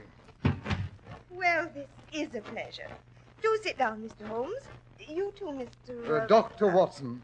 Oh, yes, of course. How stupid of me. I've read all your darling stories. So exciting. I do love to be thrilled. You do it so beautifully, you know. Why, Mr. Veal, that is, well, I'm quite overwhelmed. I mean that a young lady of your obvious discernment... But, of course, I suppose no one could help making the exploits of the great Mr. Sherlock Holmes exciting. Yes, of course. Back among the also-rans. And now, Mr. Holmes, I'm just bursting with curiosity. What brings you here? I've always understood you were practically a woman-hater. Not hater, my dear Miss Violet. I'm just, shall we say, on to their little tricks. Oh, dear. And I was so hoping to try mine out on you. I've some very effective ones, you know. Save them for some more susceptible victim. Oh, dear, I've always had a weakness for rude, self-sufficient men. Got you that time, Holmes. Don't interrupt, Watson. My dear Miss Violet, if I may call you that. I'd love it, unless you'd rather call me Vi. Miss Violet will do. I've come to warn you not to accept a present of jewelry from a certain fashionable young man. Gracious, I wonder which one you can mean. A girl in my position gets so many presents, you know. Suppose I specifically warn you against accepting pearls from a gentleman whose name is, shall we say, Freddie.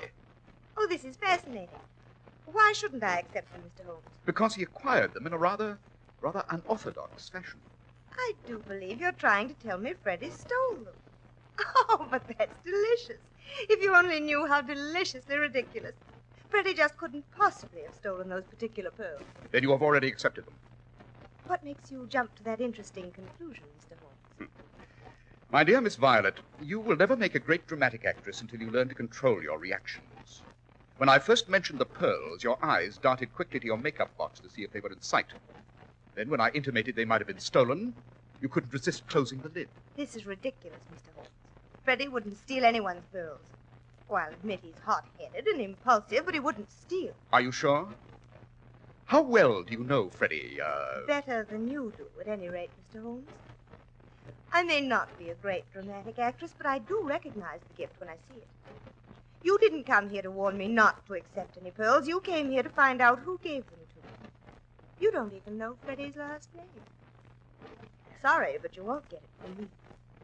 Don't you think you're getting a bit rash, my dear Miss Violet? I mean, why risk getting on the wrong side of the law for a string of imitation pearls? Imitation? Yes. Don't be silly, Mr. Holmes. Freddie's pearls are real, right enough. They've been in the family for years. What makes you think he's given you the real ones, Miss Violet? Surely you must know Freddie has other, interests. If you mean that bandy-legged little soubrette at the Savoy, I know all about that. It was all over months ago. Then why did he give her the real pearls just half an hour ago? Mr. Holmes, you're a brilliant detective. But you should not underrate feminine intelligence. It was a beautiful trap, Mr. Holmes, but just a bit too obvious.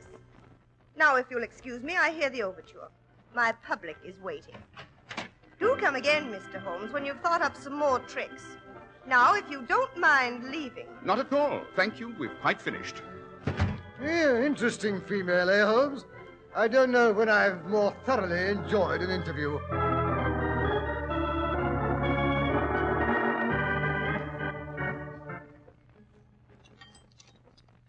Ah, an excellent dinner, if I do say so myself, Watson. Pheasant was almost perfect. Undoubtedly, and it will put a jolly little crimp in our budget. Late dinner at Prince's Restaurant, champagne and caviar. I don't know what's got into you, Holmes. Oh, calm yourself, Watson. It all goes on the bill. I shall send Blevins and Possitor in the morning. Holmes, you're really outrageous. You've made a hash of the case, you've found out absolutely nothing, and yet you have the effrontery to talk of sending a bill in the morning. Well, you shouldn't be ashamed of yourself. On the contrary, Watson, I think I've done rather well. Well? That DeVille woman made an absolute ass of you. You mean that's the impression I permitted her to gather? She thinks she didn't give me the pearl thief's name. Actually, she spelled it out in block letters when she admitted they'd been in Freddie's family for generations. Whose pearls were they, Watson? Lady Waverly's, of course. Then putting two and two together, the thief must be a Waverly as well. Sir Freddie Waverly is a well-known young man about town with a weakness for ladies of the theatre. It's as simple as that. You mean he's stolen his own mother's pearls? His stepmother's, Watson. Freddie's always resented her. If his father hadn't married for a second time shortly before his death, Freddie would have inherited the pearls years ago. But why all this pother about imitation pearls? Freddie doesn't know they're imitations. It's never occurred to him that his stepmother keeps the real ones in the vault. Yes, Bill, if you're so sure of yourself, why not go to him and demand he return the silly things? If we were that gauche, Watson, the lady would probably refuse to give them up. No, you may count on it. Miss Violet will return them to him of her own accord as soon as the performance is over. And how do you reach that interesting conclusion? Freddie may not suspect that they are imitations, but dear little Violet is not so naive. Once you were out of the way, you can count on it. She rushed back and bit into the necklace. Yes, I don't imagine she took her discovery very placidly. They must have had an interesting performance tonight at the Gaiety. Yes, but Holmes, that performance was over nearly 20 minutes ago. We'd better get ourselves along to Sir Freddie's flat, wherever that is, or Miss Violet will get there ahead of us. Chances are she won't wait to remove her makeup. My dear Watson, why do you think I ordered a table in the window? Sir Freddie Waverly resides just opposite there in the impressive architectural monstrosity known as Albany, in flat 2A to be exact. I say, Holmes, there comes a carriage tearing down the street. It stopped across the way. Yes, by Jove, that's Violet getting out. Quick, Watson. We'd better rescue the Honorable Freddie before she tears his hair out by the roots.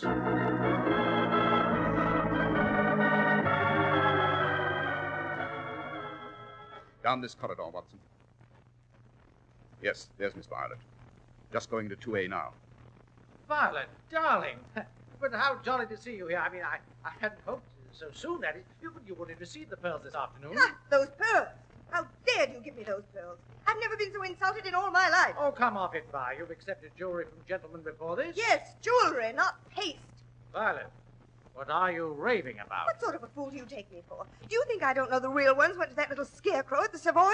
Well, give her these. She can put them on her poodle. If you don't mind, Miss Violet, I'll relieve you of those pearls. And we may as well collect the tea service while we're at it, Watson. I see the boxes standing just inside the door. What is this, a burglary? You should recognize the symptoms, Sir Freddie. If you think I've got to stand here and let two Oh, don't be a bigger idiot than you can help, Freddie. This isn't a thief. Sherlock Holmes. And don't be alarmed, Sir Freddie. These are not the Waverly pearls. Those are quite safe in Lady Waverly's bank vault. You mean that little floozy hasn't got them? Do dear me, no. That was just a trick on Holmes' part. Why, you unspeakable... Yes, Miss Violet. You should never underrate the masculine intelligence, you know. Particularly when it belongs to Sherlock Holmes.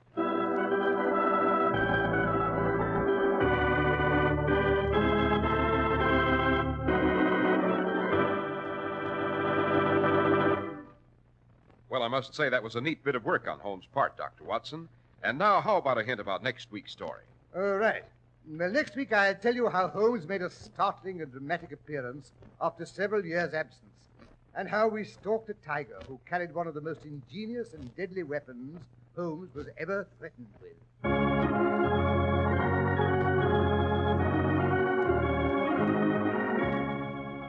The makers of Clipper Craft Clothes and 1,036 leading stores from coast to coast have brought you another in the new series of broadcasts featuring the world's most famous detective, Sherlock Holmes. Our stories are based upon the character of Sherlock Holmes, created by Sir Arthur Conan Doyle. Sherlock Holmes is played by John Stanley, Dr. Watson by Alfred Shirley, and the dramatizations are by Edith Meiser. Sherlock Holmes is produced and directed by Basil, with special music by Albert Berman.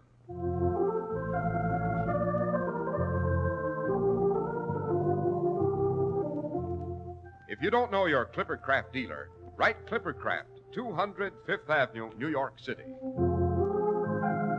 Be sure to listen next Sunday to Sherlock Holmes in The Adventure of the Empty House.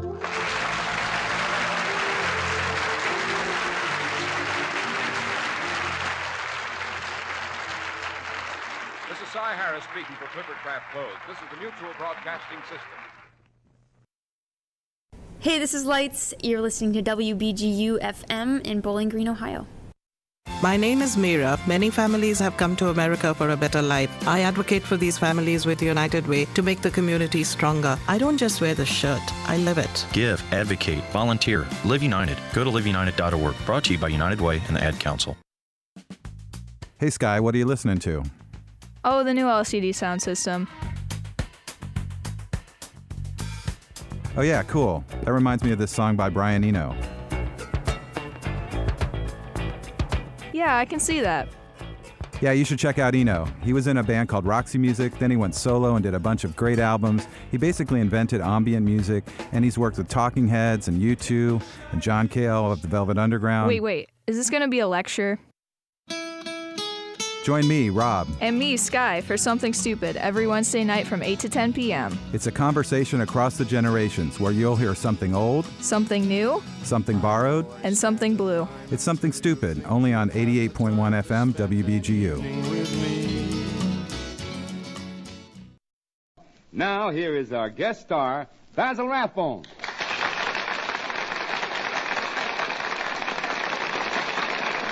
How do you do, ladies and gentlemen, and how are you, Kenneth? Simply top hole, old boy. How's yourself? Well, I was planning to say that I was simply top hole, but you seem to have got there ahead of me. Doesn't happen often, you know. Quite right. I've heard you many times as a radio detective, and I know a fella has to get up early in the morning to get ahead of you. Yes. It's best to stay up all night. Tell me, Basil, what is the most important requirement for a fiction detective? Well, Kenneth, I should say the most important requirement is that he have a stupid assistant. You know, the type of fellow who goes about making casts of his own footprints, stumbling over evidence, that sort of chap. One can pick them up rather reasonably. Well, say, for example, that you started a detective agency and you were the great detective. Where would you get a dumb assistant? Dear boy, don't be so modest. What? Oh, yes. Well, but I hate to be typed. Say no more. We're in business. Music, maestro, if you please.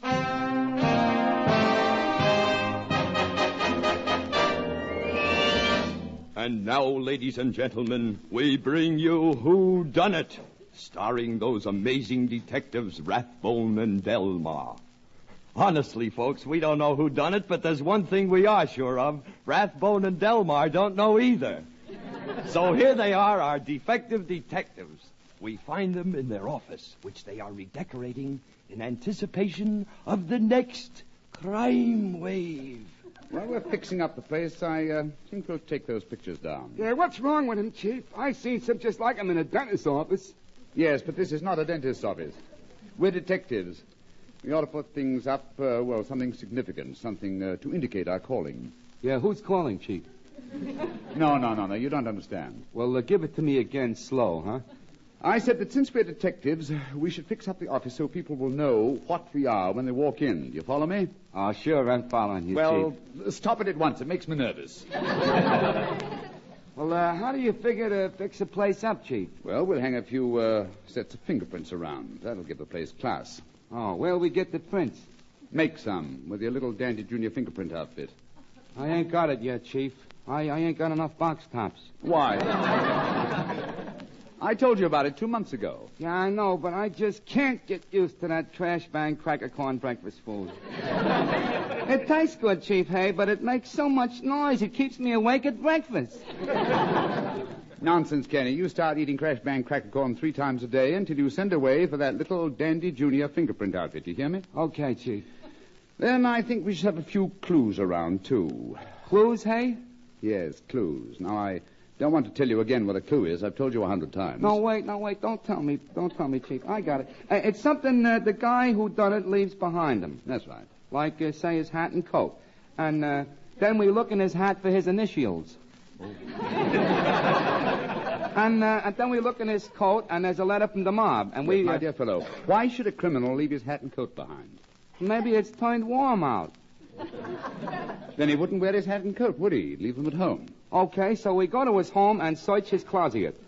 He don't get away from us so easy, huh, Chief? No, Kenny. You don't find anything like that lying around. You look for little things like, a hairpin. Aha, so a dame done it. Or perhaps we find a suspender button. Had a guy with her, huh? Uh-huh. Now we're getting warm. All we have to do now is to find a fellow with a suspender button missing. Sure, or a dame who's minus a hairpin. It's as simple as ABD. You mind, Kenny? A-B-C. Oh, yeah, I'm sorry, Chief. I remember you told me that before. Well, try and keep it in mind. Yeah. So you think we ought to put some clues around, hey? Yes, it'll give the place a professional tone. Yeah, but if we put them clues around, the evidence will point to us. Don't worry, Kenny. We'll have an alibi, and the clues will impress the clients. Oh, sure. What clients? The ones we're going to get stupid. After all, we're not in business for our health, are we? No, I feel fine, Chief. But, maybe after that last case we worked on, we won't get no more clients. Inspector Flagg, was awful mad at us. Oh, well, that was just a little accident. Could have happened to anybody. Yeah, but especially to us. Inspector Flagg figured that we should have known that guy was the crook we were after when we saw him trying to get in through the window. Well, after all, the chap said that he lived there and had just forgotten his keys, and he had proof, too. How do you mean, Chief? Well, remember? When we searched him, he didn't have any keys. Oh, yeah, that's right. Yeah. Then they said to look for a clean-shaven man, and this guy had a little mustache. Of course. Remember how it kept on coming off? Then the police said that the man they wanted was short. This fellow looked short. But when we asked him just to check up, he said he was 6'4". Yeah, that's what he said. That's what the man said. Yeah, that's right, Chief. I think that Inspector Flagg was maddest about us giving the guy money for a railroad ticket to get out of town. Well, after all, Kenny, the chap said that he was leaving town for his health, and naturally you'd like to help anybody who's sick. Chief, we were pretty smart about getting that IOU out of him for the dough we lent him, though. And we were pretty smart to sign it ourselves instead of letting him sign it. Yes, Kenny, certainly. The man was a perfect stranger. Why should we let him sign it? Sure. Hey, Chief, somebody's at the door there. Maybe it's a client. Mm-hmm. Are you, Rathbone and Delmar, the great detectives? Yes, indeed. Sit right down, won't you? Just a minute. Let me get this clue off that chair. I don't see anything. No, of course not. That's our business. We notice everything. Now, what can we do for you? I'd like to employ you, gentlemen. Oh, isn't that splendid? I'll explain the details of the case, you Case? see. My dear fellow, I believe you're suffering under a misapprehension. Yeah, that's what he's doing, all right. Yeah, Chief. He's suffering under that thing there. We are radio detectives. Radio detectives? You mean you don't want to take a case? A case? Certainly not, my dear fellow. What we want is a sponsor.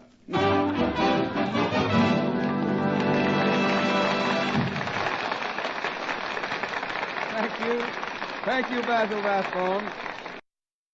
And that's how it ends. That was a little guest star clip from, I'm not entirely sure who Delmar is, but he was some sort of radio host, and they were looking for sponsorship.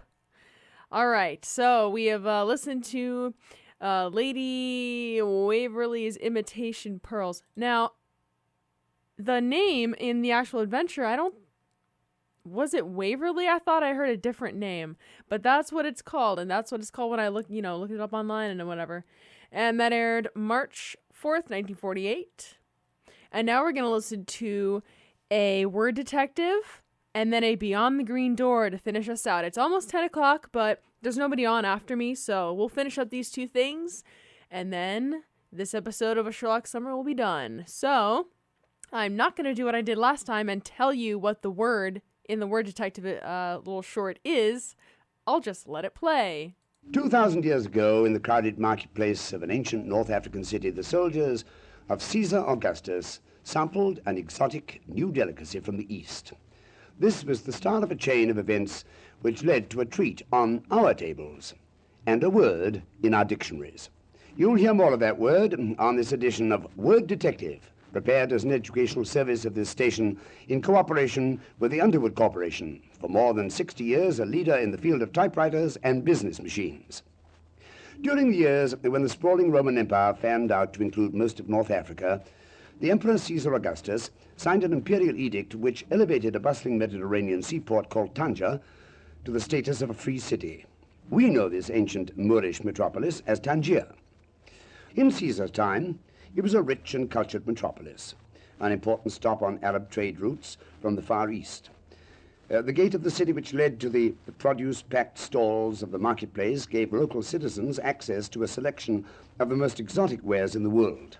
Spices from Ceylon, steel from Damascus, and at some point during Tangier's long history, nobody quite knows when, the squatting marketplace Moors added to their display a strange but delicious new fruit, delivered to the West African port by Arab caravans from the Malay archipelago half a world away. Within a short time after the fruit from the East was first put on sale in the marketplace, It was not only being served on West African tables, but also being cultivated in thick West African groves. When Caesar's foreign-based GIs visited the Tangier marketplace, this same cycle started all over again. They came, they saw, they tasted, and conquered by the experience, started their own flourishing fruit groves back home in Italy. Tucked into the toe of a Christmas stocking or adding color to the fruit centerpiece of a Thanksgiving table, we're apt to think of the fruit now as being all-American. But when we add it to our shopping lists, we still refer to it as if we were ordering not from a neighborhood grocery store, but from the honey-scented stalls of a crowded North African marketplace. Maybe you know now the word which all this is leading up to. I'll type it out for you right now on my Underwood typewriter, the only typewriter with the golden touch. The word is tangerine, meaning literally a native of Tangier. This red-tinged member of the orange family, distinguished by its easily detached rind, actually originated somewhere in tropical Asia. We know it as a tangerine because 2,000 years ago, a group of African-based Roman soldiers went shopping in a Moorish market for souvenirs for the folks back home. On tomorrow's edition of Word Detective, we're off to the races, in search of not just one word history, but a whole bundle of them. Now, don't go away. I'll be back in a moment.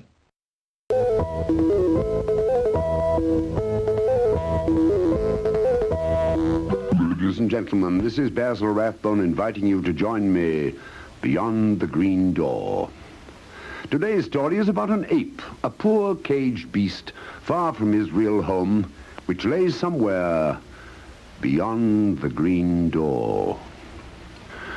Tyner should have expected trouble, but he was too wrapped up in his experiments on animal intelligence. The beasts he used were chimpanzees, monkeys, a baboon, and an ape. Tyner was so concerned with their intelligence that he forgot about their personalities, which was a serious mistake.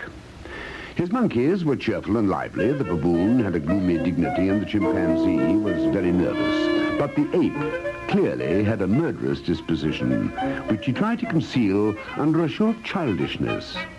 Tyner only saw his intelligence and his importance to the experiments. The first incident concerned a visitor who came too close to the ape's cage. A hairy black hand seized him and pulled him towards the bars. Tyner managed to break the grip with a chair. The visitor suffered a broken arm, but Tyner said that the ape really had meant no harm, and the ape's subsequent behavior seemed to prove that. He turned somersaults, searched for fleas, and acted like the tiniest monkey. He loved toys. If you gave him one, he would poke and probe at it. To obtain a better grip, the ape usually put the toy in his mouth, thus leaving both hands free. Who could suspect such a clever beast of homicidal urges? One afternoon, a month later, Tyner had fallen asleep on a couch. It was time to water the animals, but Tyner's wife didn't want to waken her exhausted husband, so she did the job herself.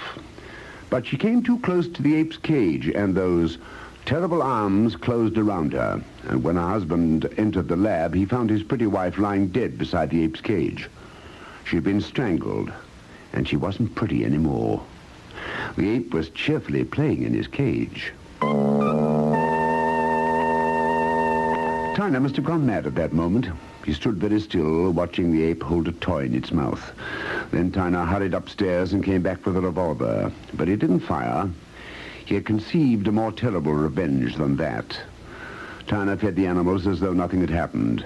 Then he took out the toy box. Seeing this, the ape jumped up and down with excitement. Tyner gave him a toy to demonstrate his affection. Then, grinning amiably, he gave his revolver to the ape and stood back with insane cheerfulness to watch the beast put this new toy in its mouth and bring about its own destruction. The judge is still undecided about the case. There are only a few laws which govern the conduct between man and beast. There is always the question of extenuating circumstances. The judge must ask himself why Tyner had been so blind in the first place. But an even more important question is, why on that one day did the ape not put the gun in his mouth, but instead pointed it at Tyner and fired until the man was dead? Was it an accident? Or should we revise our ideas about the intelligence of animals? And finally, can other such incidents occur between man and beast? Are they happening now? We must find the answer, since a dog, for example, is every bit as clever as an ape.